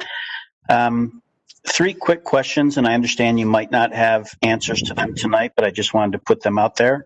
So when you broke down the southern zone into 3 parcels, you had and I may be using the wrong terminology, but you had the eastern development parcel, you had the western development parcel, and then you showed the open space parcel, which you described is currently there.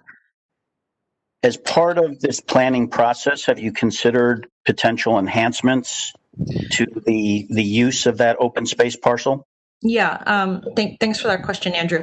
So the open space sub area that is in the map that you showed encompasses all of the existing park on the South Island and adds portions of the park that had originally been envisioned but have not yet been built.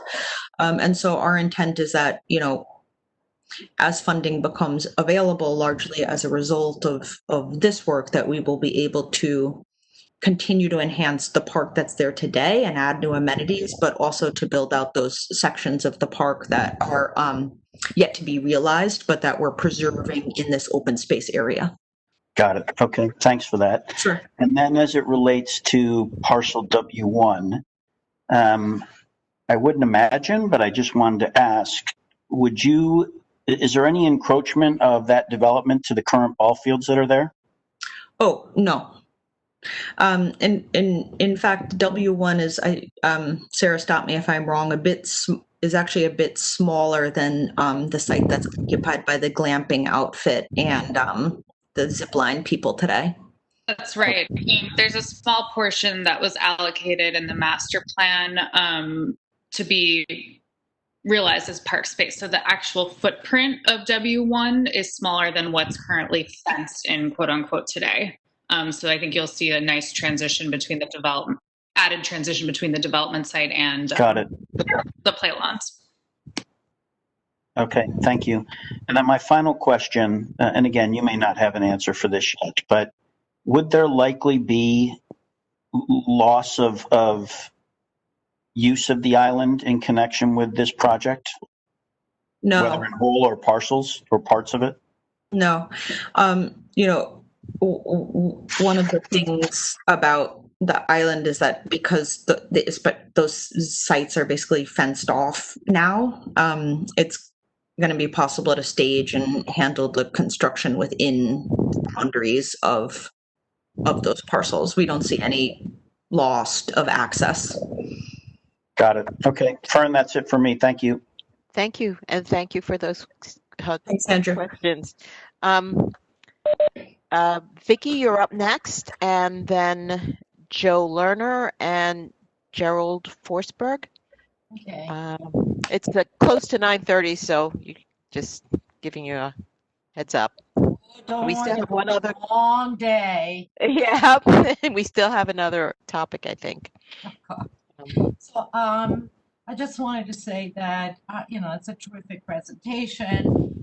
In a nutshell, since the last time you presented this project, Claire, I've been thinking about all the stuff that my colleagues do, architects and planners. I'm going to assume that was hard work, professional work. So I kept thinking, but what was it that bothered me after I saw some of the presentations, especially on the elevations in the proposed buildings? And then I realized that in terms of what I would like to suggest, and I urge everyone here to consider this because it took me a little while to figure out, that it would be nice to have indeed a restriction on the type of architectural expression of the buildings on the island. And what I realize is that I don't mind you doing the zoning. I think you're being modest, trying your best to make it an economic success, as well as being a modest development. But what I realize in your renderings is that the failure, for me anyway, is in the architectural expression. If I see another pancake building in glass, I am just not going to be happy, like it's been to death. What I think we should propose, and I think it'd be a great solution to make this place different and separate, but adjacent to New York and definitely congruent to the existing architecture, wouldn't it be nice if it was in the deed that all buildings had to be masonry buildings? And using masonry architectural language, we would then assure that the experience on the island would be infinitely better than the glass canyons that we have now. Most of the questions and concerns that people have on this board and in New York City would be, how are we going to integrate? How are we going to experience it? And let me tell you something, the glass canyons are old and we're sick of it. And we have a lot of old historical architecture. There is no reason not to emulate that language. And what would make this island really special is to actually not in the words go back and use masonry architecture, but actually follow it, make it congruent, make it harmonious, and therefore would be special. Because if I see another pancake like you put there, all kind of going like this, it's just too boring.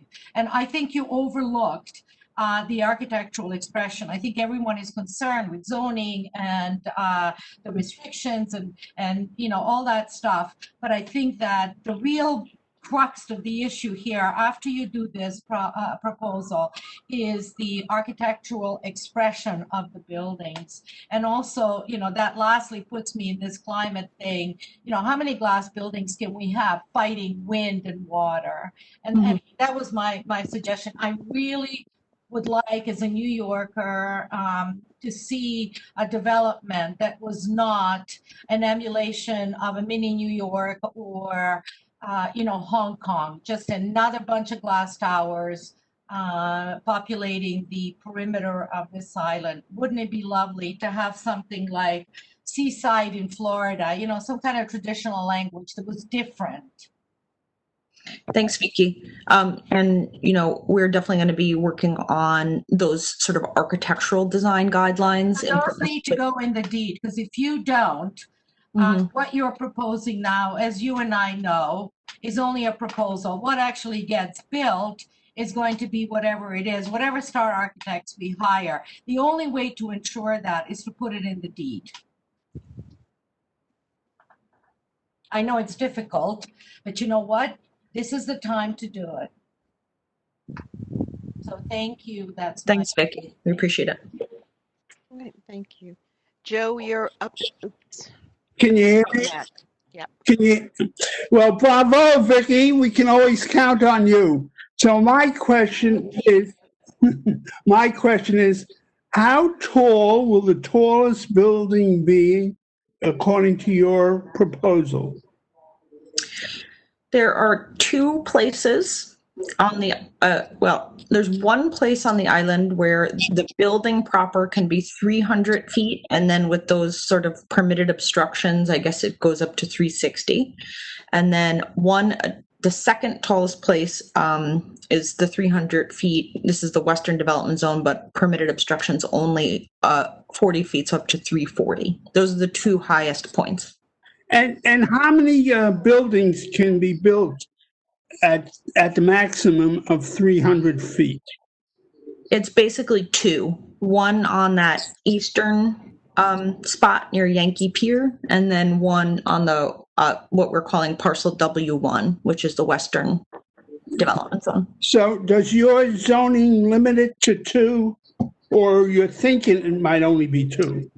The Jack, Ben, tell me if I've got this wrong, but the zoning limits it to two. The zoning limits it really to 30% lot coverage, and it could be subdivided to make up, more than one, but the 30% gets us to closer to one building. I don't want all the mumbo jumbo. How many buildings could be built at 300 feet? The zoning doesn't control the number of buildings. It controls the height. It controls the square footage. Realistically, within those controls, you'll only get one building in each. If someone wants to build a 2 square foot building, they can build a lot of them at 300 square feet, but that's not going to happen. I understand all what you're saying. I'm not new to this game, but we know developers know how to manipulate open-ended things, and I'm not so sure one of these smart guys can do it. So my question is, does your zoning rules prevent that? Joe, I don't think there's an outright preclusion. Logic would dictate that there would only be two, but that's an area where we're happy to go back and tighten it. It's not meant to be an end run or anything. As Jack described, nobody would build a smaller size. I understand that, but you just write it no more than 2 buildings over 300 feet. That would take care of it, I think. Well, yeah, we have to work with DCP on that, but. Yeah, keep in mind that there are further restrictions that will go into the RFP process. So as Claire outlined, you've got the deed restrictions, you've got the zoning, and then you've got the RFP process. You've got 3 different levels of control. Some of these things, I think the number of buildings or architectural style might be better dealt with in the. So can you write in your proposal, no more than 2 towers 300 feet high? We have to work with DCP on it. They're particular about how language like that works, but we understand the concern, and the intent is not to have multiple, I understand that, but in the end run, people are looking to make money so they can sustain the park. So could you get back to me and answer the question if you can do it or not? I just want to jump in. So this text that was described today actually hasn't yet been reviewed and certified and referred to the community board. This is kind of like this, sneak peek in advance of that more formal process happening. So I would suggest at this time that these sorts of comments are collected and, all incorporated together in some sort of resolution during the more formal referral process, once everyone's had a moment to consider all of the suggestions that they might have. Well, Allison, that's Joe. Joe's point is well taken. No, Allison, no. May I? You have to hear it. Yeah. So, Joe. At any point, you can write that in, but you're not going to. You're just going to put it in a bunch with all the things, and whatever comes out, comes out.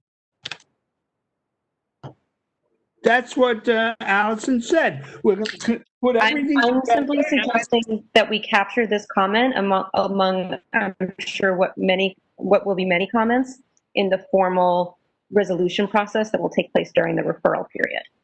Well, if you could let me know on the side at the end of this process, I would appreciate it. That's all. And my answer is not the same. I've been ignored before. Thank you. Thank you. Thanks, Joe. You're welcome. Next up is Gerald, and I think that's about it. So nope, there's Edward, Newman, and then me. I'll close it out if you don't mind.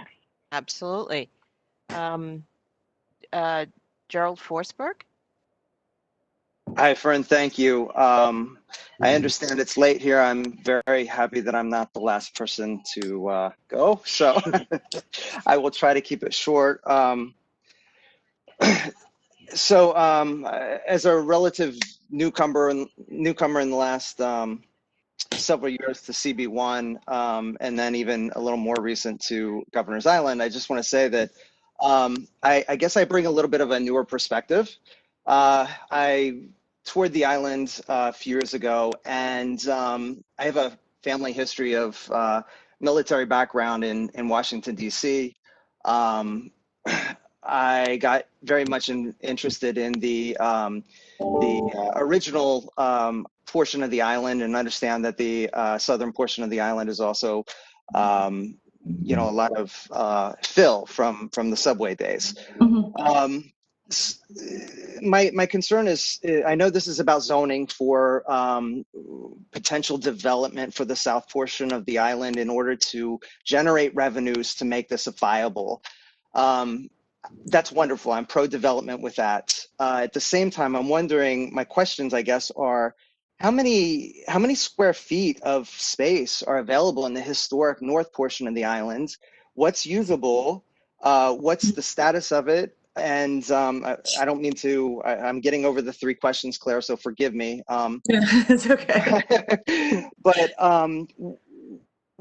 what's the process going forward with engaging this north portion of the island? I heard you say earlier that you felt that there's this general feeling of engaging the south portion of the island in order to engage the north portion of the island. But I'm also reminded that the most sustainable building that's out there is the one that's already constructed.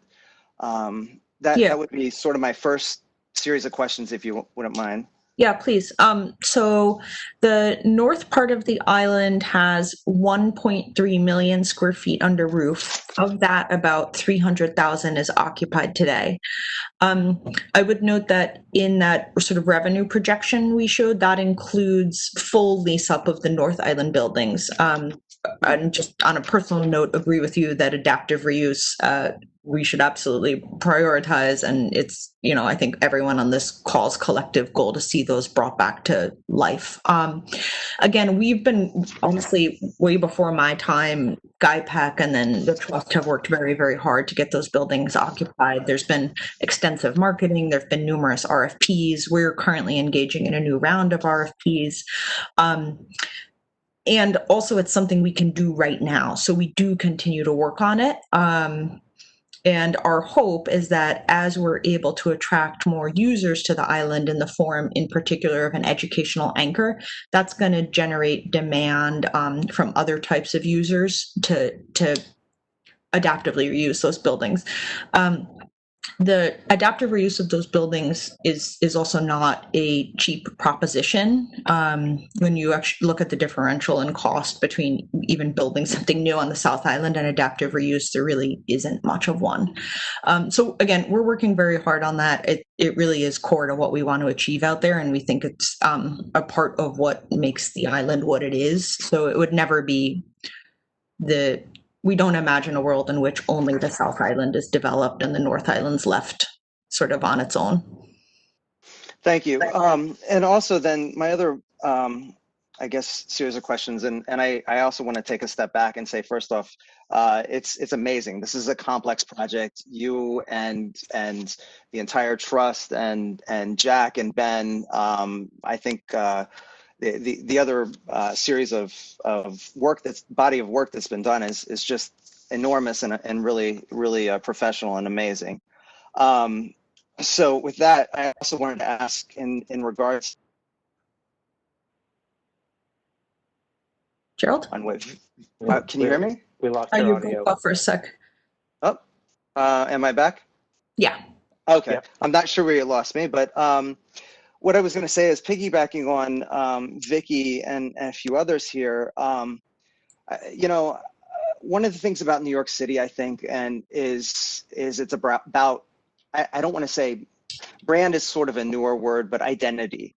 Mm-hmm. And my experience of Governor's Island is that it is this amazing, unique experience that's even more unique. I don't want to compare it to Central Park, but it's in the middle of New York Harbor. It's more rural than it is even suburban, if you will, right at the tip of this major global metropolitan city. I personally don't want to see that lost with development. In other words, the open esplanades, et cetera. But I think that to piggyback again on what Vicky was mentioning, Vicky Cameron, was that identity is key. Maybe not guidelines that dictate materials specifically or even style, but identity. This is a maritime setting, more so than the urban downtown center of New York City, and to try to capitalize on this almost it's so easy to get to. I mean, I take the ferry from Lower Manhattan, and I feel like I'm transported to somewhere completely different. And I don't want to lose that to feeling like it's a corporate setting, or a corporate campus. So that being said, I guess identity, I just want to throw that out and ask that maybe the maritime identity be explored a little more in depth as it goes forward. And my question would be, from a design standpoint, what is the process? Is there going to be a larger RFP where more firms can be involved in this, possibly presenting ideas, design ideas? Yeah, thank you. So that's pretty much exactly what's going to happen. So, the rezoning really sort of sets the outward bounds and the envelope, but doesn't contemplate the particular design in any way. Then sometime, as I said, next year, we'll release a solicitation to, the quote unquote world, and we'll be able to say things in there like, here are our goals around climate. Here are our goals around design and architectural expression and identity. And then respondents to the RFP, what they'll typically do is, users will team up with some variety of architectures. And as a part of that RFP response, they have to both explain to us how they're going to meet the programmatic goals, but also show us their contemplated design. And that becomes a key part of the judging criteria about who gets selected. I think we all share the goal that what happens out there needs to be special, or as you said, to have true identity and not be sort of bland or prosaic. Thank you. Sure. Yeah, we've tried very much in the zoning to make it zoning that's sensitive to the context, but there are some things that you have to look, beyond the zoning. Yeah, and that's the architectural expression, which is what we're asking you to look at, because what we're seeing now is just same Vicky. old, same old. Yes. Yep. You made it. We've got the notes. Let's go to the next person. It's Edward. Edward Newman.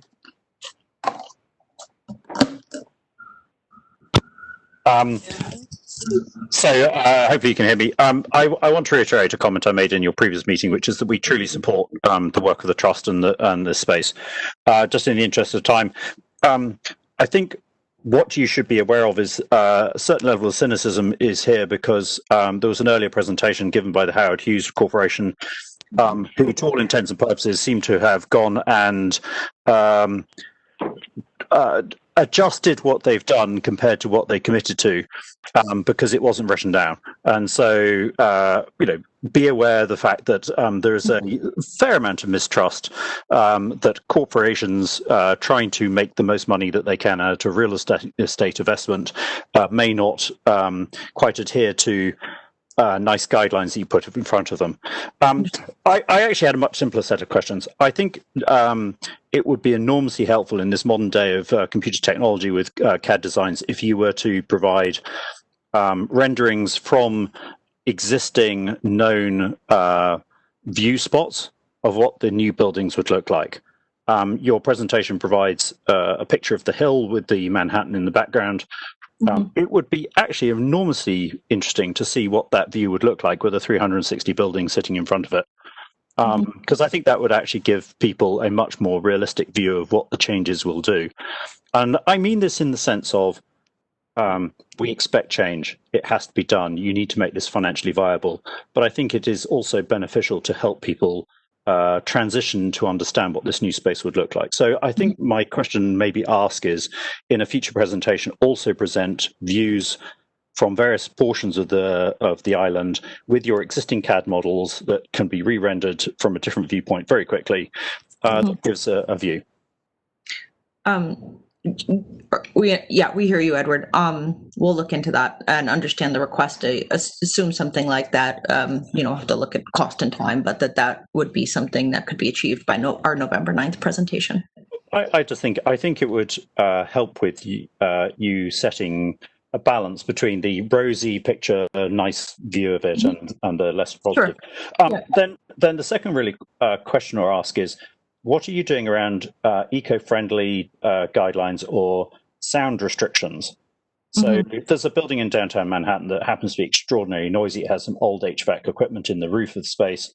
There are many downtown, to Vicky's point, square blocks of glass that kill lots of birds on a regular basis. Yeah. Are you going to dictate specific environmental and sound controls over the RFPs that put in front of you? So in terms of environmental, yes, via the RFP, as I mentioned, in the coming months, we hope we're going to engage with the CAC and with the community board on what those guidelines can look like. And we've started working with leadership on that set of meetings. On the sound controls, Chris, can you speak to that a little bit? I think there's pretty robust controls in place. And if we don't know it off the top of our head, we'll have that on November 9th too. But yeah, I don't know what it would just be the current building code in terms of sound mitigation for mechanicals, but we can get the specifics on that.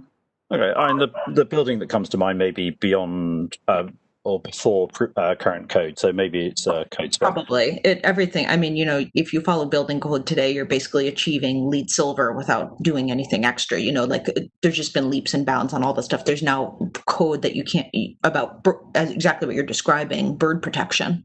But we'll have the details on that for November 9th. Okay, that's all I had. Thank you very much indeed. Sure.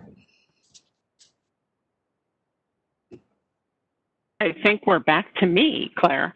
So thank you very much for coming. Thank you for your partnership with Community Board 1. We do appreciate, yes, kudos to Edward for mentioning it. Yeah, you're getting a tough spin after the last set because that was a conversation that includes both city officials and private developers in a zone that is already historic. So you're hearing a lot of what the community, it's actually, I'm glad you heard it because when I ask you to give us a detailed update as well about proposed development in the north part of the island, that was, that it strikes me as, having huge dialogues about the South. We don't want to just ignore the conversations about what's going up for adaptive use of those buildings and whether, which ones might be looking to be demolished necessarily. We have experience about demolition from neglect over by the Seaport. We've had many issues about that. And then how is the zoning? The last time you were here, there was a lot of dialogue about a 300-foot height and the size of the torch, and so it wouldn't be taller than that. But that is actually not true when we're talking about 360 feet now high, I believe. So I'm a little confused as to where that is because the last conversation we had was that the zoning was designed that it wouldn't be taller necessarily than the Statue of Liberty. So when you add everything else on top of it, you eclipse it. So I want to, you're talking 5 to 6 story difference in terms of height, which is fairly robust. So I want to understand that a little bit. And then, back to what we are looking to understand with this zoning is what is the minimum density that you need for sustainability and whether or not there can be a dialogue to include with that will limit, even if you're going for this particular zoning, and that's, it's taking you from 1.2 to 2.7, and we only have 0.5 for residential. What flexibility does the community have who really doesn't want to see glass towers, doesn't want to see the character and nature of Governor's Island turned into, AKA Jersey City or a downtown street in Lower Manhattan? What dialogue and flexibility and openness is there to talk about a minimum density? And then lastly, what options are there to have the deed restrictions stay in perpetuity? Because I don't think anybody in this entire city, other than maybe a casino owner, wants to see a casino ever get out there with condos. Yeah. Sure. So I'll try and take those one at a time. North Island would definitely on November 2nd is a perfect opportunity. And, thanks to you too, because you guys have been very generous, giving us lots of time. We know this is complicated. And, we're doing our best to obviously come back with all the answers and whatnot.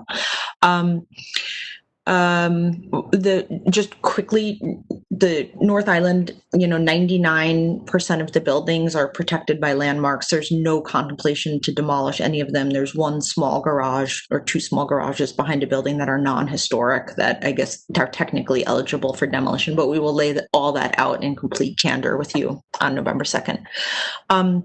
On the building heights, I guess shame on us. The heights are typically cited as the height without the obstruction, but yes, that is right. It reads like 360, and that's an area obviously where we know the community board is going to want to have dialogue as we go through this process. And then the last question on the deed restriction, I would say that because all of those restricted uses are going to continue to be restricted by the zoning or be limited to very small quantities by the zoning. If there was ever a time where that were to change, we would have to go through another ULURP, and this would go through this whole process. So I think changing the deed is sort of out of the scope of this rezoning proposal. It's a discretionary federal action, but we also do believe, like, if we, going through each of those areas where there'd be, like what you said, a casino developer would love to go and develop a casino, they would have to go through ULURP. They would not after 40 years, though. In 2060, that's wide open. No, Tammy, they would, because the zoning proposal does not allow casinos. They would have to come for a ULURP in 2062 or whatever the date is. And the other restrictions that are there, are they also limited with the zoning? The ones that expire? Yes, outside of that 700,000 square feet of residential, yes. Thank you. Sure. And I don't know if I'm the last. I'll leave that for Fern and Diana. But more than anything, I truly want to thank you for the outreach to the membership for the meetings. And I want to thank you for your willingness to come in and be detailed and to go through all of this. This is a one-time opportunity for New York City. And so we want to be able to reach as many as we can, to hear as much as we can, because this is it. This is our last remaining open island. Yeah, no, we appreciate that. And thank you again for having us. Fern, I see two more. Yeah, I see two more names. Liz York, I see your name has been up for a while, and then Amy Kay after that. But we'll go to Liz first if you're. No.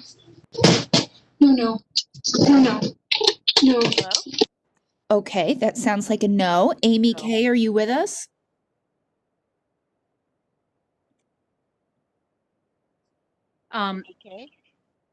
Just a couple of things. Thank you very much. That was a very detailed presentation, and I'm very grateful, and I'll be fast as I can. I have a long list of issues, but I will just start with, I was surprised for those members of the committee who were not aware that the Harbor School and the Billion Oyster Project were not noted as you're touting the new plan to be environmentally and put it on the map with research facilities and environmental goals. Personally, I think that the Billion Oyster Project and the Harbor School, that has been a resident since 2010, actually has achieved that for the Governor's Island, the Trust for Governor's Island. The students, the staff, the faculty who have been going through the ferries for 10 months a year before the island was open, we're going back to 2010. I think was a beta project that showed that the island is viable at 12 months a year. We have asked for a pool. We have asked for more academic space for several years, and we haven't received it. So while I, as a parent, disclosure of a harbor school senior who will never see a pool, will never see this space that we've asked for in the 4 years, I think it's fabulous that the educational facilities and the research facilities and environmental studies will be on that island. But I have to say that the fact that the Billion Oyster Project and the Harbor School are not being given credit for laying the foundation and getting at least first rights to the northern areas of buildings that they have been promised for years is a disservice. And again, like I said, I applaud the island for everything they're doing. I agree with those who said that keeping the culture and the architecture would be brilliant. But there are a lot of things that were said tonight in the presentation that I would think people who are not familiar with the island's history are not aware of the fact that the Harbor School has been there since 2010. It was started in 2003 via grants from things like the Gates Foundation and Carnegie. It's not, but it's a New York City public school, and it services New York City public children from all 5 boroughs who are interested in maritime technical education and science, and they have made their mark. And there are documentaries that have been out there that the Trust for Governor's Island benefits from. So I would just like to put on the record to all of those people on the community board who are not familiar to pursue the fact that there are living labs on that island already. It's called marine biology at the Harbor School. It's called the Billion Oyster Project. And those students do a great amount of work to make our harbor and our waters healthier and better. And this is not a new concept that you're proposing. You're proposing, in my opinion, expanding on the foundation that they have laid. And I think it's brilliant, and I think it will benefit all of the public school children in that school, as well as all New York. But I would like to go on the record that the Harbor School, that is the first and the longest tenant on that island, has not been given the full breadth of consideration, in my opinion, for other buildings, like the hospital building next door. They don't have more classroom space. They still don't have a pool, and it's a maritime technology and science school. So as this amazing progression and development of the island continues, I would just like respectfully to ask for the students who are 4 years behind my son who is graduating without the benefits of any of that, to consider thanking and expanding the support for those who have come first before you go on to the next generation. So I thank you very much. Thanks, Amy. And yeah, in our presentation last month, you're 100% right. Agree with everything you just said. Billion Oyster Project and Harbor School were our first movers on the island. We work with them every single day. As you said, we tout them as a citywide public school specifically and focus on this. In our September presentation, we talked extensively about them, as you said, really being the pioneers in creating a living laboratory on the island.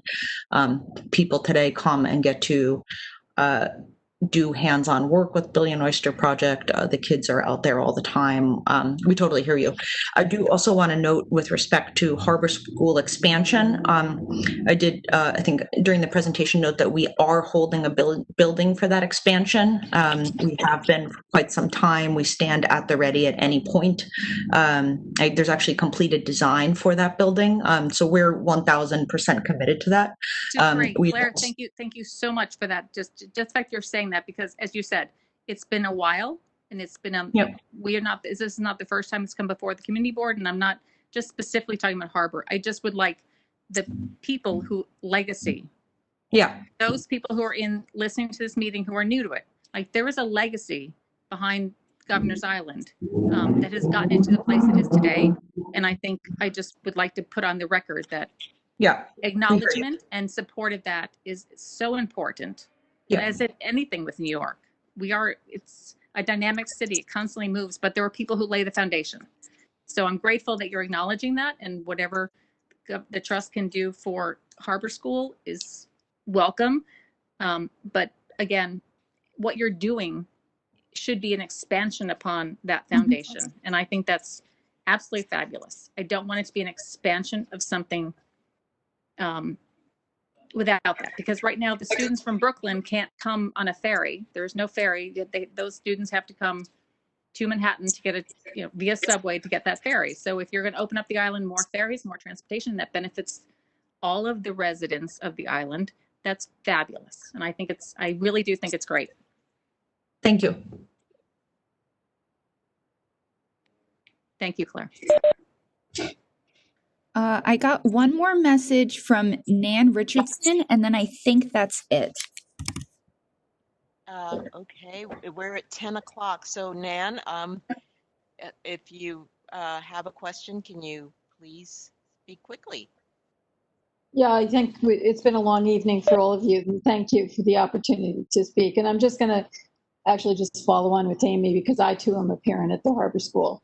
And we were very thankful to hear that Building 555 behind us will become the classroom space. But we're really asking for you to consider, when you're allocating the buildings in the north, that we need an additional space that would be adequate for an aquatic training facility, because we are the only island school in New York that doesn't have a gym. And for us, a gym is a pool. And Sarah knows, because she's been here even longer than Claire, that we've been asking for this a long time. You members of CB1 know that we've been speaking about this to you for quite a long time too. And so, when we're wooing an institution of higher education as a climate change facility, I think we should be keeping in mind that the Harbor School is green and blue from its inception, and that it would be a great partnership to have a higher education facility for the school. But, we want to have a chance at that possibility before all the spaces are gone and given over to development. So thank you for listening to this, and we'd love to talk to you more about it. Yeah, thanks. And I'll let Sarah chime in, but you're right, the classroom space is sort of allocated for 555, but we are always happy to engage in conversations with DOE and SCA about where a pool aquatic center could be located. We want that too.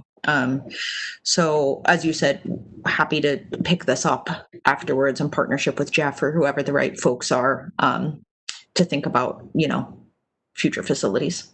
Yeah, that's right. And I think I'll just add that you have an ongoing conversation with both DOE, SCA leadership, and with leadership at the Harbor School, and think that this vision very much builds upon all the success that both the school and Billy and Oyster have, and will really expand opportunities in the environmental stewardship, maritime, and climate space that will benefit the school. So we're excited to keep the conversation going with the PTA and with school leadership, and I know the principal's excited about getting students involved. So our ears are open, and we're excited to work with you. Thanks so much, Sarah and Claire. Thanks, Dan. Great. So thank you, Claire, Sarah, everyone. I think we have another topic. Oh man. It's 10 o'clock. We'll brush through it in 2 seconds. It is for the committee members to help us with our charter mandated budget submissions. So look, just email me, Fern, and Diana, committee members, with all of your ideas, and please do so by, let's say, the close of business on Monday the 19th, so that we have it in time for the executive committee next week. Any ideas you have for capital or operating budgets for the city's fiscal year 2022 operating budget, which process for which will be starting very soon. That's it. Thank you, Patrick. No problem.